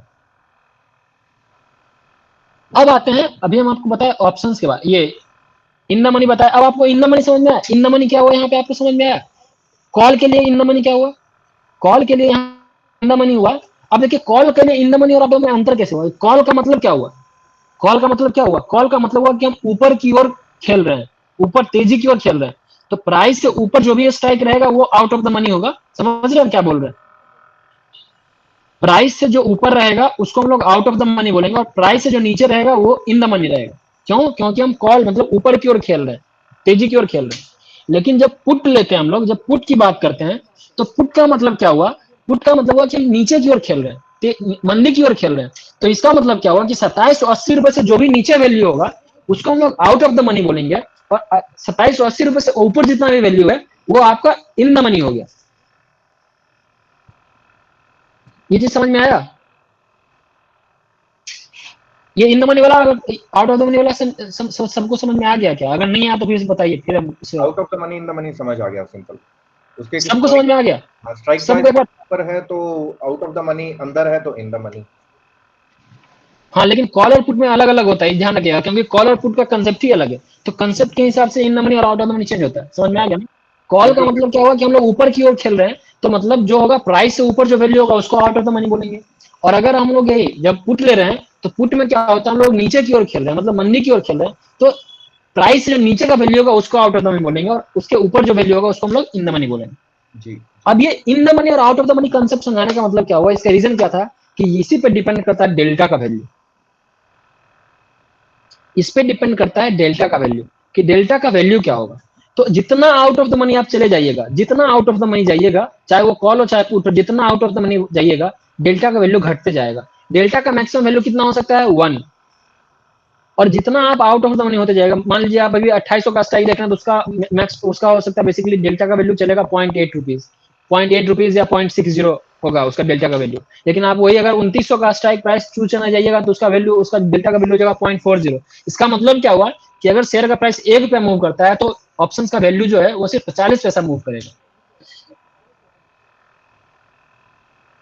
इसीलिए हम मना करते हैं ग्रुप में। देखिएगा आप जनरली क्या होता है कि लोग बोलेंगे कि सर अभी 2800 रुपया चल रहा है, हम 3000 रुपया का कॉल ऑप्शन बाय कर लें क्या। हम बोलते हैं कि नहीं, ऐसा गलती मत कीजिएगा, क्योंकि आपको मार वहां पे ज्यादा पड़ेगा। मान लीजिए आपका शेयर का प्राइस मूव भी कर रहा है तो आपको फायदा कम हो रहा है वहां पे, लेकिन मार तो आपको वही पड़ेगा। प्रीमियम डिके तो उसी हिसाब से होगा जितना सबका डिके होगा, रेंट तो आप वही दे रहे हैं, तो आपको फायदा नहीं होगा वहां पे। तो फायदा कहाँ पे होगा, जहां कम से कम, तो हम कम से कम क्या बोलते हैं आप लोगों को, कम से कम एट द मनी का ऑप्शंस बाय किया कीजिए, कम से कम एट द मनी का बाय किया कीजिए। अगर इन द मनी आप अगर बाय नहीं कर सकते हैं तो कम से कम एट द मनी का ऑप्शंस बाय किया कीजिए। Out of the money, out of the money हम लोग कभी कभी करते हैं। आउट ऑफ द मनी कभी कभी करते हैं मतलब जैसे या तो आप फ्राइडे को कर लीजिए, क्योंकि फ्राइडे को टाइम डिके कम होता है और थोड़ा प्रीमियम ज्यादा होता है, तो आप फ्राइडे को हम लोग, अगर इंडेक्स का बात करें, अगर इंडेक्स में ट्रेडिंग करें तो हम फ्राइडे को हम लोग आउट ऑफ द मनी करते हैं। बट जनरली बेटर क्या होता है, बेटर या तो आप इन द मनी करिए। इन द मनी में प्रोबेबिलिटी चांसेस क्या सक्सेस का ज्यादा है। क्यों सक्सेस का रेट चांसेस ज्यादा है, क्योंकि अगर प्राइस मूव करेगा आपकी डायरेक्शन की ओर तो आपको मूवमेंट ज्यादा दिखेगा ऑप्शन में। तो इन द मनी में ज्यादा फायदा है, एट द मनी में थोड़ा कम, और आउट ऑफ द मनी में थोड़ा ज्यादा रिस्की हो गया। तो हम क्या बताएं, जितना कम पैसा पे कीजिएगा उतना ज्यादा रिस्क आपका बढ़ जाएगा। उसका बढ़ने का रीजन क्या हो गया, यही डेल्टा, डेल्टा और थीटा। अब आउट ऑफ द मनी चले जाएगा तो पूरा का पूरा थीटा वैल्यू होगा, ये भी पॉइंट है। दूसरा रीजन क्या होगा, थीटा का वैल्यू, कि अगर आप प्राइस से दूर जा रहे हैं तो जितना भी आप रेंट पे कर रहे हो पूरा का पूरा तो थीटा वैल्यू है, पूरा का पूरा टाइम डिके है। लेकिन आप इन द मनी में जा रहे हैं, इन द मनी में अगर जैसे अब हम यहाँ आते हैं, जैसे हम यहाँ पे आते हैं, इसमें आ गए, यहाँ पे आ गए, ये 2800 रुपया का देखिए पुट ऑप्शन है। तो 2800 रुपया का जो पुट ऑप्शन है ये इन द मनी है कि आउट ऑफ द मनी, ये बताइए। आउट नहीं, इन, क्योंकि ये 2800 है, ठीक है, इन द मनी।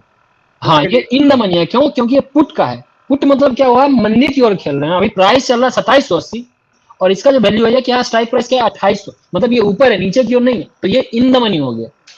तो इन द मनी हो गया, तो कितने रुपए से इन द मनी है, 20 रुपए से इन द मनी है। तो यहाँ पे जो इंट्रिंसिक वैल्यू है, ये जो शेयर में 93 रुपए 80 पैसा जो दे रहे हैं, तो 93 रुपए 80 पैसा में 20 रुपया हम रेंट नहीं दे रहे हैं, सिर्फ 73 रुपए 80 पैसा रेंट दे रहे हैं। इस बात को समझिए, सिर्फ 73 रुपए 80 पैसा रेंट दे रहे हैं, बाकी 20 रुपया इंट्रिंसिक वैल्यू है। उस कॉल का वैल्यू ही 20 रुपया है, सॉरी पुट का वैल्यू ही 20 रुपया है। रेंट कितना दे रहे हैं आप, 73 रुपया 80 पैसा। अगर प्राइस यहाँ से ऊपर नीचे नहीं जाता है तो ये जो वैल्यू डिक्रीज होगा, 30 तारीख को इसका वैल्यू सिर्फ 20 रुपया बचेगा, बाकी सब खत्म। 73 रुपया 80 पैसा रेंट आपका साफ हो जाएगा, सिर्फ और सिर्फ 20 रुपया बचेगा। आई होप इतना सबको समझ में आ गया।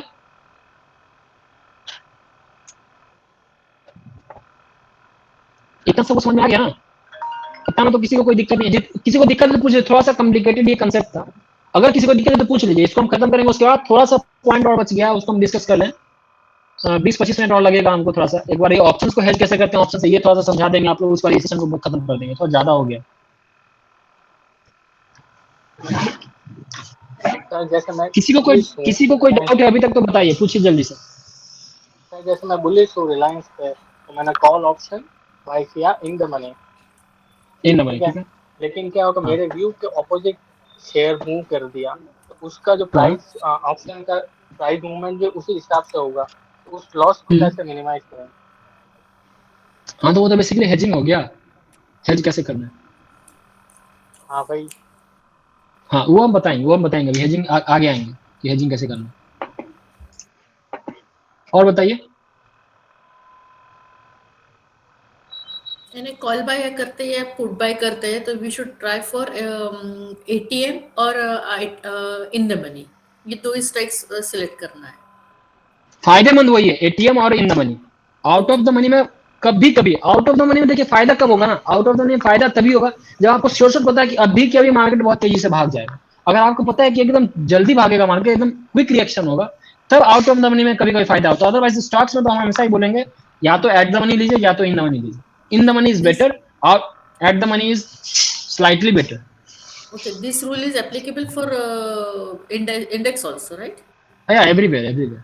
आप देखिएगा कि मैं जितना भी कॉल लेता हूँ, इंडेक्स का कॉल तो मेरा रहता है ये ग्रुप में, मैं जनरली हमेशा एट द मनी का प्रेफर करता हूँ। इन द मनी कभी कभी, एट द मनी जनरली हमेशा। एक्सपायरी के दिन मैं generally in the money prefer करता हूँ, क्योंकि एक्सपायरी में क्या होता है, डर बहुत ज्यादा होता है कि अगर हम एटीएम भी लेंगे तो वो भी गिरने का चांसेस ज्यादा होता है। तो एक्सपायरी के दिन ज्यादा कोशिश कीजिए कि इन द मनी में ट्रेड करें, ना कि आउट ऑफ द मनी या फिर एटीएम में।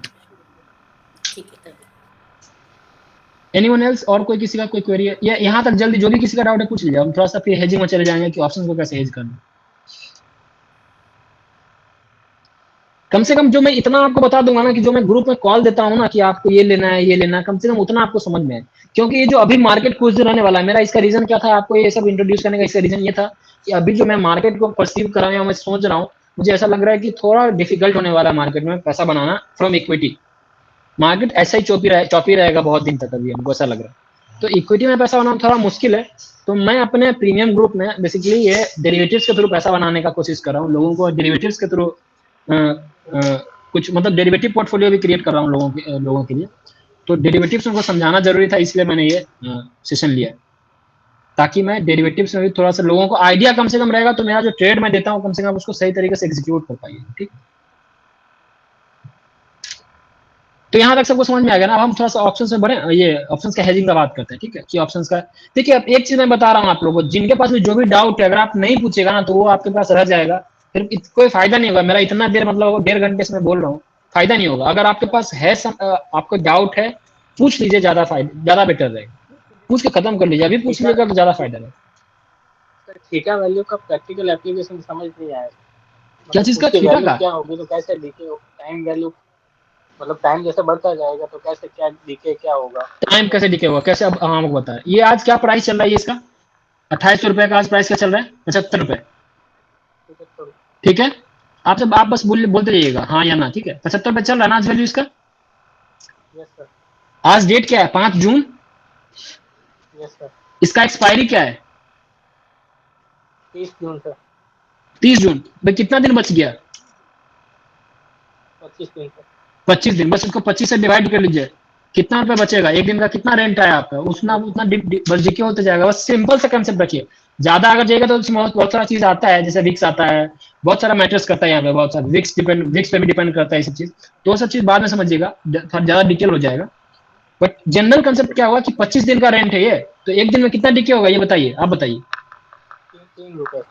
3 रुपए। बस तो आपको ये ध्यान रखना है कि जैसे जैसे समय बीता जाएगा 3 रुपए आपका हर दिन गायब होते जाएगा यहाँ से। समझ में आ गया कंसेप्ट आपको थीटा का? ठीक है हाँ सर।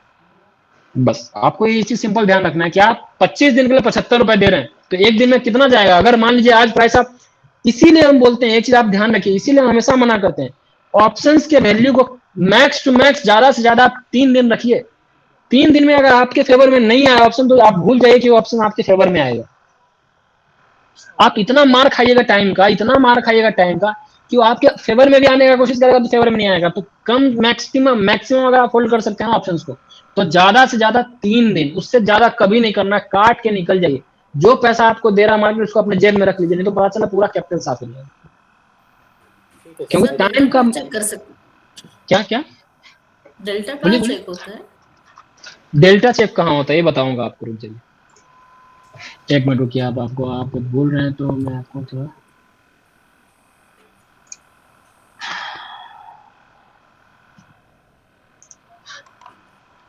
और टाइम वैल्यू को आप वैसे भी समझ सकते हैं, आपके पास जितना अनसर्टेनिटी रहेगा उतना आपसे वो ज़्यादा प्रीमियम लेगा।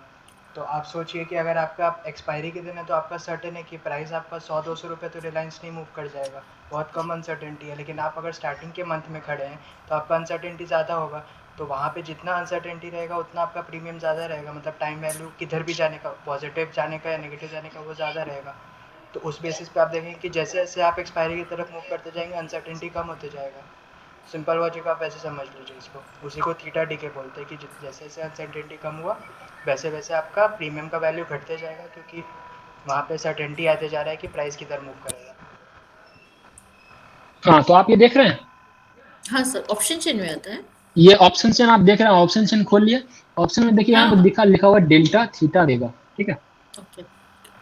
ये आपका डेल्टा और थीटा मेन काम का चीज है। तो ये देखिए डेल्टा, अभी हम क्या बोल रहे थे, कौन सा प्राइस था मेरे पास, स्ट्राइक प्राइस 2800 रुपए, ठीक है। तो 2800 रुपए का देखिए पुट का दिखा रहा है आपको डेल्टा, और यहाँ दिखा रहा है, तो 2800 रुपए का देखिए डेल्टा क्या, 2800 रुपए का डेल्टा दिखाई कितना दिखा रहा है, सिर्फ दिखा रहा है 0.48 रुपीज। मतलब सोच लीजिए 1 रुपया अगर प्राइस मूव करता है तो आपको सिर्फ 48 पैसा फायदा हो रहा है। क्या फायदा है यहाँ पे, अगर आप मान लीजिए यहाँ पे आपका कन्विक्शन बहुत बढ़िया है कि रिलायंस आज जो है 50 रुपए मूव कर जाएगा, तो आपको क्या लगता है क्या फायदा है, यहाँ आपको 50 रुपए मूव भी करता तो आपको सिर्फ 24 रुपए का फायदा होगा। क्या लेने में आपको फायदा लग रहा है, ऊपर बाय करने में फायदा है या नीचे बाय करने में फायदा, कौन सा में फायदा होगा? ऊपर में। ऑब्वियसली जहाँ डेल्टा ज्यादा बढ़िया है उसको बाय करने में फायदा है। हाँ, क्योंकि जब आपको पता है कि मेरा कन्विक्शन है कि मार्केट मूव करेगा, रेंट हम ऐसे भी दे रहे हैं, यहाँ पे थोड़ा सा क्या होगा, यहाँ रेंट थोड़ा ज्यादा दे देंगे, तो हमको पता है कि एक ही दिन में हमको मूव आना है या 2 दिन में मूव आ जाना है, तो थोड़ा रेंट ज्यादा दे दो ना भाई, क्या दिक्कत हो, रेंट जा कहाँ रहा है, रेंट थोड़ी कहीं जा रहा है, रेंट तो हमको एक ही दिन का देना, आज दे चाहे कल का दे, मतलब या तो 2800 वाले में दे या 2580 रुपए वाले में दे, थोड़ा सा ज्यादा रेंट लगेगा हमको, लेकिन फायदा भी तो हमको ज्यादा होगा, ये भी तो हमको देखना है। यहाँ पे हमको 83 पैसा मूव होगा अगर हम लेते हैं तो, या 80 पैसा मूव होगा अगर हम यहाँ लेते हैं तो, मतलब क्या हुआ कि 50 रुपए में हमको 40 रुपए का फायदा मिल रहा है यहाँ पे, और यहाँ पे हमको सिर्फ कितना मिल रहा है, 25 रुपए का फायदा मिल रहा है 50 रुपए में। फायदा कौन सा है? रेट टूटेगा तो वो भी उतने स्पीड में भी, वो भी उतना स्पीड से नीचे आएगा ना। हाँ बिल्कुल, गिरेगा भी तो उसी रेट से गिरेगा, वही रेट से गिरेगा ना एकदम। जो रिस्क भी उसमें, हाँ रिस्क भी ज्यादा है, उसमें रिस्क भी ज्यादा रहेगा ना सर। बिल्कुल बिल्कुल, तो इसलिए we are paying higher rent और रिस्क भी we are taking, we are earning higher risk. देखिए एक चीज हमेशा ध्यान रखिए, जहां रिस्क ज्यादा है रिटर्न भी वही ज्यादा है। ओके, रिस्क नहीं है तो रिटर्न कैसे हो सकता है, पॉसिबल ही नहीं। रिस्क ज्यादा है ले रहे हैं आप तभी रिटर्न ज्यादा एक्सपेक्ट कर सकते हैं।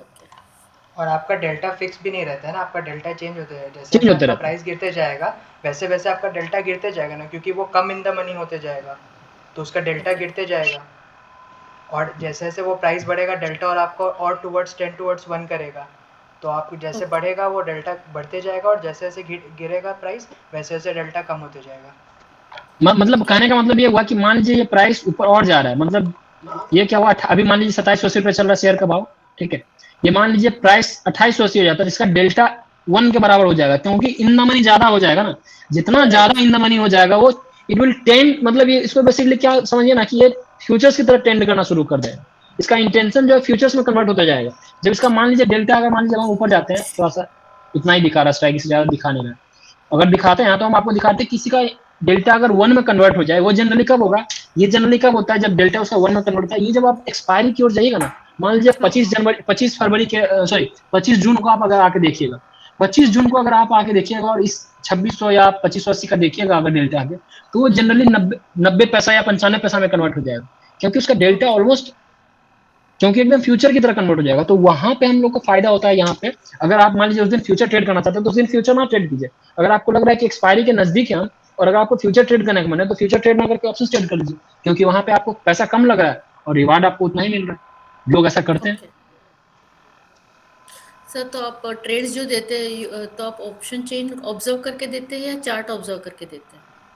नहीं, ऑप्शंस ऑब्जर्व करके नहीं देता हूँ मैं, इक्विटी ऑब्जर्व करता हूँ, चार्ट ऑब्जर्व करता हूँ, क्योंकि ऑब्वियसली डिपेंड करता है, हर एक चार्ट पे डिपेंड करता है, क्योंकि उतना टाइम नहीं होता मेरे पास कि मैं उसमें ऑप्शन चेन भी देखूं स्टॉक का, या फिर इंडेक्स का ऑप्शन मैं देखता हूँ, ये मैं बोल रहा हूँ, इंडेक्स का ऑप्शन चार्ट हमेशा मेरे सामने रहता है, इंडेक्स का जो मैं कॉल देता हूँ ऑप्शन चार्ट के हिसाब से देता हूँ, बट स्टॉक्स का मेरे पास उतना टाइम नहीं होता कि मैं स्टॉक का भी चार्ट ऑप्शन ये देखूं उसके बाद कॉल दूं। तो उसके लिए आप अपने से देखिए एक बार चार्ट ऑप्शन का भी, इसका चार्ट देखिए, ऑप्शन चेन देखिए स्टॉक का, उसके बाद अपने से ट्रेड लीजिए, कोई दिक्कत। तो चलिए ये समझ में आ गया ना, ये आपका एक कंसेप्ट ये भी समझ में आ गया होगा। हाँ सर। हाँ, तो डेल्टा भी समझ में आ गया, डेल्टा भी बता दिया कैसे मूव करता है। अच्छा अभी क्या बता रहा था मैं, हाँ ऑप्शंस को हेज करने का तरीका बता रहा था। अब हाँ ठीक है, चलिए तो एक बार यहीं वापस आते हैं, ठीक है। अब आपको हेज करने का तरीका भी हम वही से समझा देते हैं। ऑप्शन चेन एक बार खोल लेते हैं फिर से। आते हैं।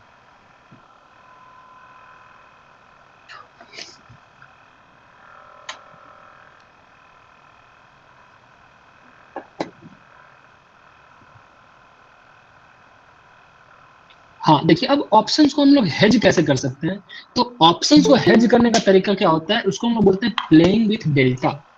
डेल्टा के साथ खेलना शुरू कीजिएगा तो उसको हम लोग हेजिंग बोलते हैं। डेल्टा के साथ कैसे खेल सकते हैं, कहने का मतलब क्या हुआ कि आप अगर बाय कर रहे हैं, मान लीजिए 48 पैसा, मान लीजिए यहाँ पे हम बाय किए, कॉल ऑप्शन बाय किए, तो कॉल ऑप्शन हम बाय कीजिए, मान लीजिए 48 पैसा का डेल्टा का बाय किया ऑप्शन। आपको हम यहाँ पे बस डेल्टा के हिसाब से आपको समझाना चाह रहे हैं। डेल्टा के हिसाब से समझिए कि हम बाय क्या किए हैं, 2800 रुपए का कॉल ऑप्शन बाय किए, ठीक है।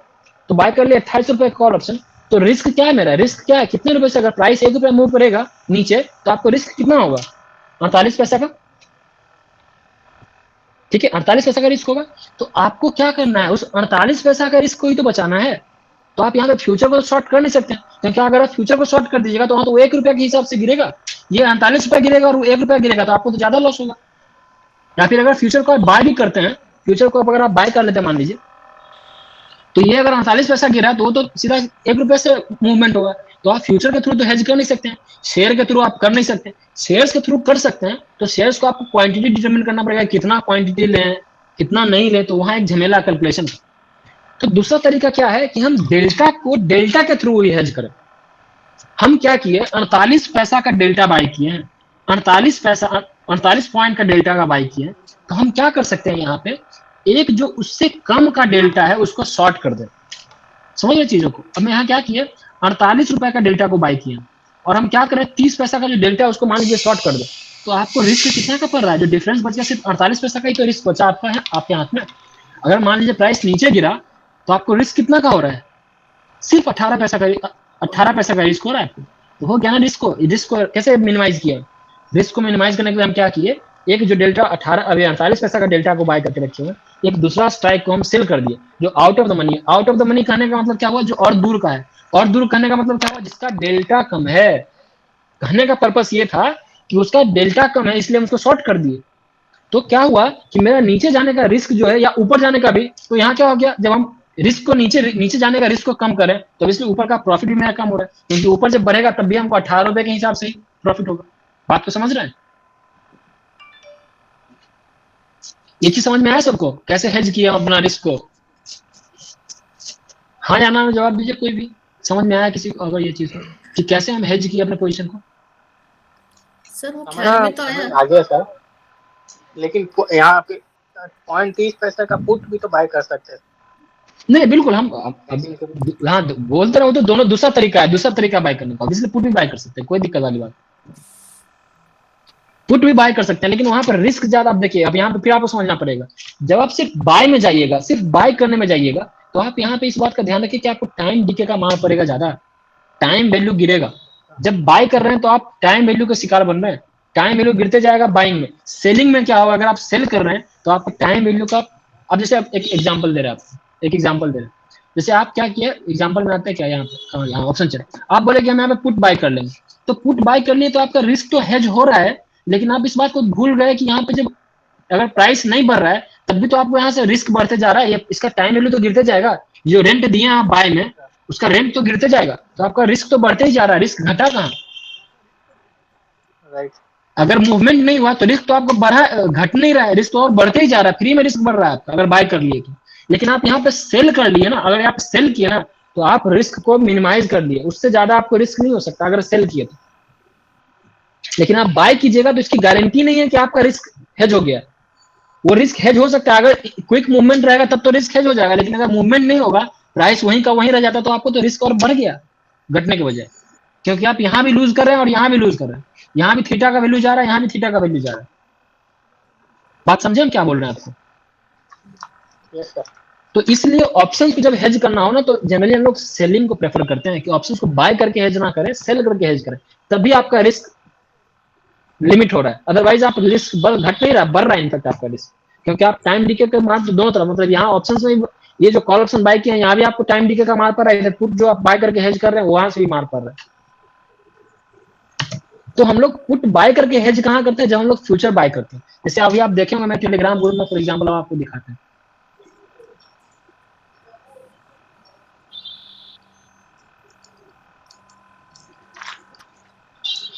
देखिए टेलीग्राम ग्रुप में जैसे हम कॉल दिया यहाँ पे, ये can buy futures, Hind petro का जो दिया, सॉरी इन्फोसिस का दिया था फ्यूचर बाय कर लीजिए और पुट बाय कर लीजिए 1600 का।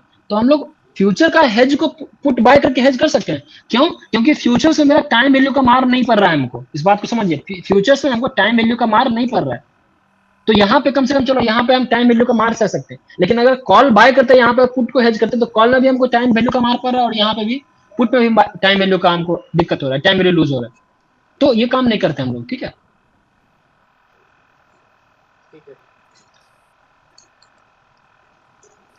तो ये चीज समझ में आ गया कैसे हेज करते हैं। अब यहाँ पे वही अब जो ये चीज समझ में आया होगा आपको कि इसको जो हम बोले कि आपको 48 रुपए का डेल्टा बाय किया, मतलब 2800 सी को बाय किए और 2900 सी को सेल कर दिए, इसको हम लोग बोलते हैं बुल कॉल स्प्रेड। मतलब क्या हुआ बुल कॉल स्प्रेड क्यों बोले? कॉल बाय करें मतलब क्या हुआ, मेरा मानना क्या है, कॉल बाय करने का रीजन क्या होता है, हम मानना कि तेजी होगा, हाँ ऊपर जाएगा, तो इसको हम लोग बोलते हैं तेजी। बुल मतलब क्या हो गया, तेजी, तो बुल हुआ। अब कॉल का स्प्रेड बनाना मतलब क्या हुआ, दो डेल्टा के बीच में खेलना, इसको बोलते हैं स्प्रेड। तो यहाँ पे हम क्या किए कि एक डेल्टा को बाय किए, दूसरा डेल्टा को सेल कर दिए, तो हम क्या किए एक स्प्रेड बना लिए। स्प्रेड बनाने का मतलब क्या हो कि दो डेल्टा के बीच का रीजन, मतलब कि 18 रुपए का हमको या तो फायदा होगा या 18 पैसे का, या तो फायदा होगा या तो 18 पैसे का लॉस होगा, तो इसको बोल रहे हैं स्प्रेड। लेकिन मेरा नेचर क्या है, बुल है, मतलब तेजी का नेचर है, तो इसको हम बोले बुल कॉल स्प्रेड। अब हम लोग यहीं पे आते हैं, बियर पुट स्प्रेड होता है। बियर पुट स्प्रेड क्या होता है कि हम लोग क्या करते हैं कि यहाँ पे एक बाय किए, यहाँ पे 2800 रुपया का पुट बाय कर लिए और बाय कर लिए एक 2600 रुपए का एक पुट सेल किए। तो यहाँ पे क्या हो गया बियर पुट स्प्रेड, मतलब क्या होगा कि हम लोग मंदी खेल रहे हैं, मंदी को भी क्या खेल रहे हैं, तो हेज करके खेल रहे हैं मंदी। समझ में आ गया? ये चीज समझ में, इतना समझ में आ गया ना सबको? सर लेकिन आउट ऑफ द मनी कितना डिफरेंस रखना दोनों में?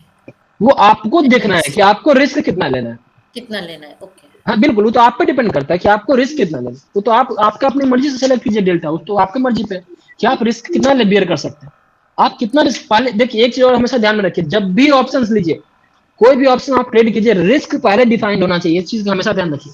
मार्केट में कोई भी ट्रेड ले रहे हैं आप, कोई भी ट्रेड ले रहे हैं, इक्विटी ले रहे हैं, फ्यूचर ले रहे हैं, ऑप्शंस ले रहे हैं, first of all you have to decide, you have to finalize your risk कि हमको 5000 का रिस्क लेना है, 2000 का रिस्क लेना है या 3000 का रिस्क लेना है। वो रिस्क कभी उससे ज्यादा नहीं होना चाहिए, ये हमेशा ध्यान रखिए। अगर आप ये इमोशंस में एक मिनट, अगर आप इमोशंस में आ जाइएगा कि नहीं थोड़ा सा वेट कर लेते हैं ऊपर चला जाएगा, उस इमोशंस के चक्कर में आप बर्बाद हो जाएगा, इस बात का हमेशा ध्यान रखिएगा। वो इमोशंस आपको बर्बाद कर देगा, मतलब आपका कैपिटल साफ कर सकता है, तो आपको ये गलती नहीं करना। अरे आपको ये चीज ध्यान में रखना है कि ये हमको प्राइस, ये स्टॉक हमको पैसा नहीं देगा, क्या दूसरा स्टॉक पैसा दे देगा, ये प्राइस हमको आपको 3000 का लॉस दे रहा है, इसका मतलब कहीं ना कहीं मेरी गलती थी तभी हमको इसमें 3000 का लॉस हुआ है। आप इस बात को जितना जल्दी एक्सेप्ट कीजिएगा उतना फायदा है आपके लिए। लेकिन लोग क्या होते हैं, लोग यहाँ इमोशनल हो जाते हैं और ये सोचते हैं कि होल्ड कर लेते हैं ना, थोड़ा ऊपर चला जाएगा। ये बात समझते ही नहीं कि अरे कुछ ना कुछ तो गलती नहीं होगी जिस वजह से मुझे 5000 का लॉस हो रहा है। अगर गलती नहीं होती तो जब मेरे लेने के बाद प्राइस ऊपर ही चला जाता है, नीचे क्यों आता? लोग ये चीज को समझते नहीं है, आपको समझना पड़ेगा। जितनी जल्दी आप इस चीज को समझ जाइएगा कि अगर हमको लॉस हो रहा है तो मेरी कुछ ना कुछ गलती रही होगी, या तो मैंने ट्रेड गलत ले लिया, या मेरी एंट्री गलत थी, या कुछ और वजह होगा, तो हम क्या करें उस चीज से निकल जाएं, वो 3000 का लॉस को सीमित करके निकल जाएं और पैसा बचा लें दूसरे ट्रेड के लिए। इसीलिए हम जब भी ट्रेड देते हैं तो एक स्टॉप लॉस देते हैं। Stop loss is mandatory. Cut गया मतलब निकाल दीजिए, कुछ किसी भी रीजन से कट गया, खत्म हो गया, उसको भूल जाइए और दूसरे पे ध्यान दीजिए। चलिए मेरा सेशन तो मेरा जितना टॉपिक था वो खत्म हो गया, हम आपको सारा चीज समझा दिए। अब अगर डाउट है तो आप पूछ लीजिए, मेरा जितना टॉपिक था हम सब बता दिए अभी तक, जितना भी हमको लगा था कि बताना था फ्यूचर्स एंड ऑप्शंस के बारे में, तो सारा हम क्लियर कर दिए। अगर 0.48 और 0.30 आपने जो दो डेल्टा वैल्यूज बताए, हाँ तो उसमें 0.18 का डिफरेंस है, राइट? बिल्कुल। तो उसको रुपीस में कैसे कैलकुलेट है, लॉस या प्रॉफिट कैलकुलेट कैसे करते हैं? कैसे कैलकुलेट होगा? मल्टीप्लाई बाय 0.18 हुआ, 0.18 into 250 का क्वांटिटी आता है डायरेक्टली वैसे है। ओके हाँ वैसे बेसिकली है क्या 0.18 है क्या, बेसिकली 1 रुपया में 18 पैसा का आपका लॉस या गेन है, बात तो वही हुआ ना। अच्छा तो आपको 1 रुपया मूव होगा तो मतलब क्या होगा, 1 रुपया मूव हुआ मतलब क्या हुआ कि आपको 18 पैसा का या तो प्रॉफिट होगा या फिर लॉस होगा। तो प्रॉफिट कितने क्वांटिटी पे हो रहा है? 250 क्वांटिटी पे, जो भी लॉट साइज रहेगा उस ऑप्शंस का, उससे मल्टीप्लाई करना है आपको। तो उसके हिसाब से आपको डिसाइड करना है कि कितना आप रिस्क। अब जैसे हम आपको बताए, अब हम आपको देखिए, आप समझिए तरीका। जैसे हम आपको बोले कि आपको रिस्क लेना है, आप रिलायंस का कॉल ऑप्शन बाय कीजिए और आपको रिस्क लेना है 20 रुपए का। तो आप कैसे डिसाइड कीजिए कि आपका रिस्क कितना हुआ? तो आप क्या कीजिएगा, डेल्टा से मल्टीप्लाई कीजिएगा। 20 रुपए का रिस्क हम आपको बोले लेने के लिए, तो 20 इंटू डेल्टा कितना हुआ? मान लीजिए डेल्टा था 48 पैसा या 18 पैसा का या 48 पैसा का, तो 20 इंटू 48 कितना हुआ? अराउंड 10 रुपया के आसपास मान के चलिए, 50 पैसा मान लीजिए तो 10 रुपया के आसपास हुआ। तो 10 रुपया इंटू 250, तो यहाँ पे आपका रिस्क कितना हो गया? 2500 रुपए का रिस्क हो गया। 2500 रुपए का। हाँ, तो हम अगर 20 रुपए का आपको स्टॉप लॉस दे रहे हैं, तो आपको दिमाग में रखना होगा कि हमको 2500 रुपए का रिस्क है इस कॉल में। अगर आपको लगता है कि यह आपके लिए बेरेबल है, आप ये रिस्क ले सकते हैं, तभी आप उस ट्रेड को लीजिए। अगर आपको लगता है कि आप नहीं ले सकते हैं, तो आप उस ट्रेड को नहीं लीजिए। सर चार्ट में आप इंडिकेटर्स कौन से यूज करते हैं? चार्ट में इंडिकेट, फॉर इंडेक्स। देखिए मैं दिखा दूंगा अभी, बट इसके लिए मैं बोल रहा हूँ कि ये मैं सेशन लूंगा, और इसलिए हर एक जो भी मैं आपको एक इंडिकेटर तो मैं बता चुका हूँ पहले ही, आरएसआई के बारे में सारा बताया हुआ कंसेप्ट, आरएसआई का पूरा सेशन डाला हुआ वो। दूसरा मैं यूज करता हूँ बोलिंजर बैंड, तीसरा मैं यूज करता हूँ वीवैप, चौथा मैं यूज करता हूँ 9SMA। ये मैं आपको भी अभी दिखा दूंगा, अभी आपको दिखा दूंगा। पहले सारा क्वेरी ले लेता हूँ, आप रुक जाइएगा, मैं आपको दिखा दूंगा अगर आपको देखना है। ठीक है, और किसी का कोई डाउट है तो पूछ लीजिए जल्दी से। कोई और डाउट है पूछ लीजिए, जितना डाउट पूछेगा ना उतना फायदा है। अगर क्लियर हो गया तो ये मेरे लिए बड़ी अच्छी बात है कि मैंने इतना अच्छा बताया कि आप लोगों को सब समझ में आ गया। I have one question, Mukund. Actually, Yeah, tell me. bull call spread is there, no? Yes. Suppose मैं कोई position buy करती हूँ, so for हाँ, seller, delta कितना कम हो उतना अच्छा है for selling? सेलर के लिए I mean, I'm buying call hmm and मैं जो sell करती हूँ, जैसे आपने Infosys का call दिया, you said buy and then sell, हाँ sell put. पुट, तो सेल उसमें पुट नहीं, sell call. delta, bull colour से हाँ हम लोग sell कॉल call. को ही हाँ या so sorry, sell call. So हाँ उसमें डेल्टा कम हो तो अच्छा है. For buying, delta has to be good. Correct? हाँ।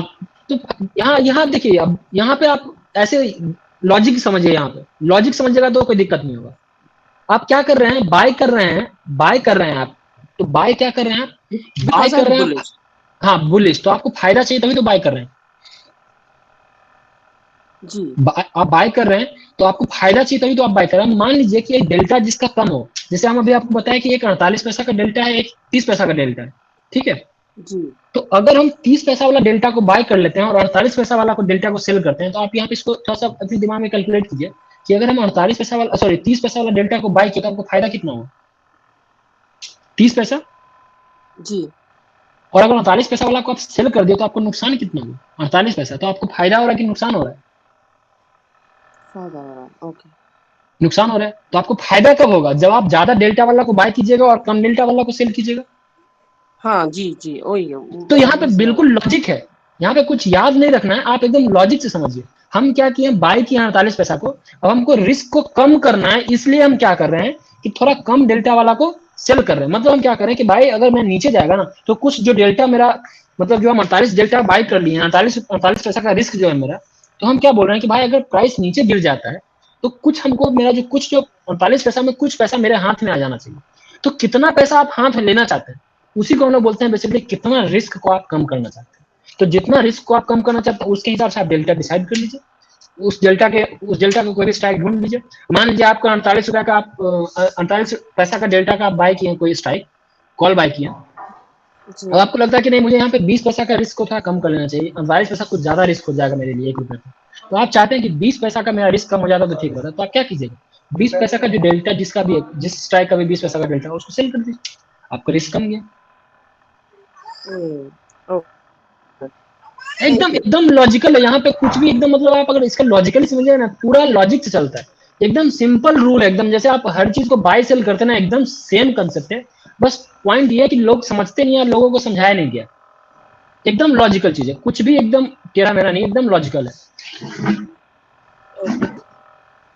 जी समझिए, थैंक यू। हाँ मोस्ट वेलकम। और बताइए कि कोई डाउट है तो। हेलो हाँ हाँ, बोलिए बोलिए चाह जी। तो मुकुंद बेसिकली अगर मान लो मतलब अगर फ्यूचर्स के अंदर ये जो ग्रीक्स हैं जो भी बीटा गामा डेल्टा, तो इनका कोई फ्यूचर्स मतलब नहीं में ग्रीक्स नहीं होता है, फ्यूचर में कोई ग्रीक नहीं होता। है। लेकिन अगर मैं एक्सप्लिसिटली मानना चाहूँ इम्प्लिसिटली, तो मतलब उसमें डेल्टा 1 है, मतलब कि अगर शेयर प्राइस हाँ, 1 से उसका चले। डेल्टा 1 मान लीजिए, बिल्कुल उसका डेल्टा 1 ही होता है। ठीक ठीक ठीक। इसीलिए उसको हेज करने के लिए हम ऑप्शंस को बाय या सेल करते हैं। आप वहाँ इस बात को समझिए कि फ्यूचर्स का डेल्टा 1 है, तो हम उसका रिस्क को हेज करना, तो क्या करेंगे, कोई भी डेल्टा को सेल कीजिए, उससे कम का डेल्टा को, आपको जितना कम रिस्क लेना, मान लीजिए आपको 50 पैसा का रिस्क कम करना, तो 50 पैसा का डेल्टा का कोई भी स्ट्राइक सेल कर दीजिए, लॉजिकल है। आप फ्यूचर्स का डेल्टा मान लीजिए 1, ठीक है, अब आपको उसका रिस्क को कम करना, आपको कितना रिस्क कम करना है, 40 पैसा का रिस्क कम करना है, 60 पैसा का रिस्क कम करना है, 80 पैसा का रिस्क कम करना है, जितना का रिस्क कम करना है, आप उतना का डेल्टा का कोई भी स्ट्राइक को सेल कर, खत्म कहानी, रिस्क कम किया।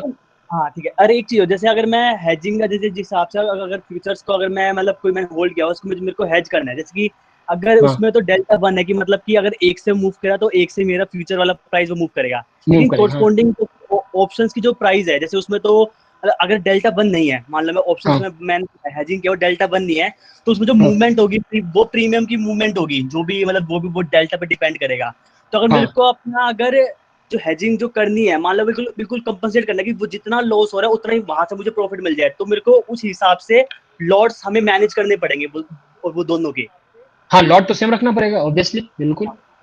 नहीं मतलब जैसे ऐसा नहीं है, जैसे अगर मैं मान लो ऑप्शंस का मेरा डेल्टा 1 नहीं है, अगर मैंने 250 का लॉट मैंने फ्यूचर्स में बाय किया है, अगर मेरे को हाँ। लॉस कंपनसेट करना है तो ऑप्शंस में वो जरूरी नहीं है कि 250 का ही लॉट हो, क्योंकि उससे ज्यादा भी लेना पड़ सकता है, वो लॉस तब भी कंपनसेट हो।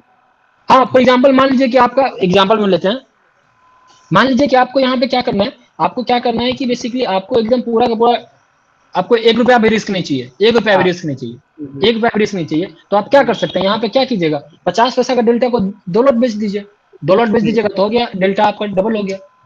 ठीक ठीक ठीक।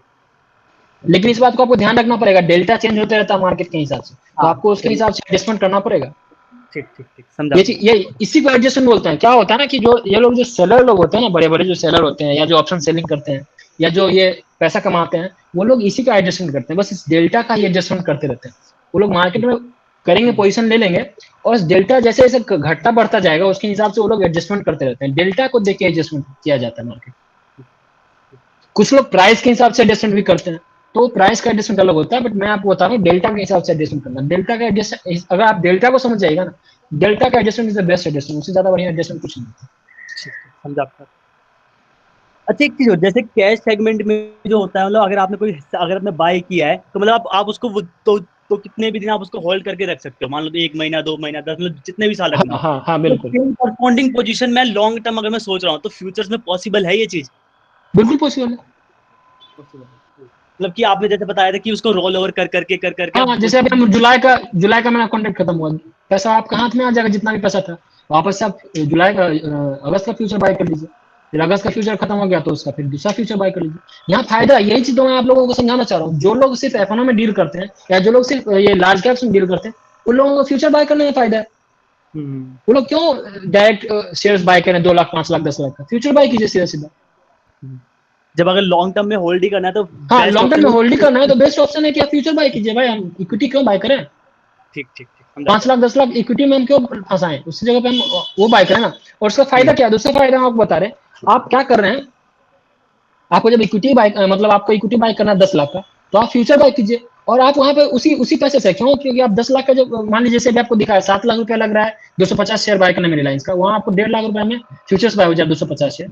आप क्या कर सकते हैं, जो पैसा बच गया उसका आप 2 लॉट और ले लीजिए फ्यूचर का, 2 लॉट और फ्यूचर ले लीजिए, तो कितना पड़ गया आपको, 2 लॉट लीजिएगा तो आपको कितना पड़ा, 3 लाख रुपया पड़ गया। उसके बाद जो पैसा बच गया उससे क्या कीजिए, कॉल को सेल कर दीजिए, ऊपर का जो स्ट्राइक का कॉल है उसको सेल करते रहिए, हेज भी हो गया आपका पोजीशन, हेजिंग भी हो रहा है उतने ही पैसे में आपका, तो क्यों ना हम ये चीज चल जाएगी मेरी साथ में।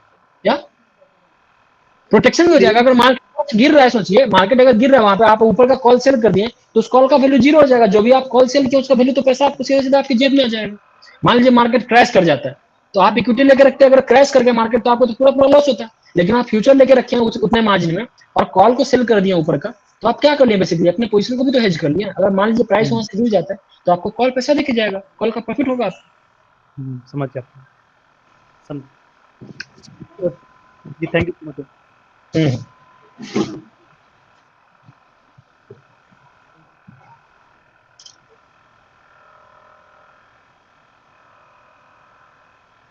एक चीज और लेकिन ध्यान में रखना होगा, ये जब मार्केट क्रैश करता है ना तो विक्स चेंज होता है, विक्स की वजह से हो सकता है मार्जिन चेंज होता है। जैसे अभी आपको 1.5 लाख रुपए मार्जिन दिखा रहा है, वो हो सकता है मार्जिन चेंज हो जाए, मार्जिन चेंज होता है, तो ये चीज ध्यान रखिएगा।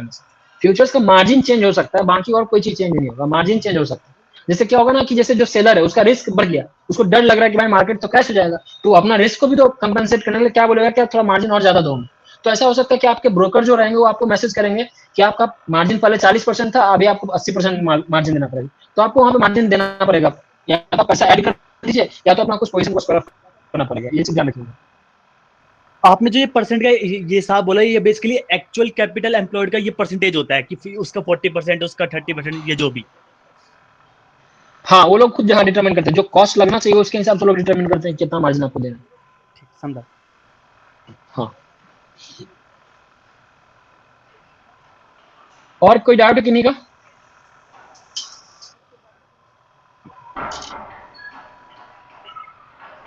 ऑलमोस्ट 2 घंटे हो गए, तो आई थिंक रिकॉर्डिंग हम बंद करवा देना, जो क्वेरी होगा वो मैं ले लूंगा। इसका रिकॉर्डिंग बंद कर दो।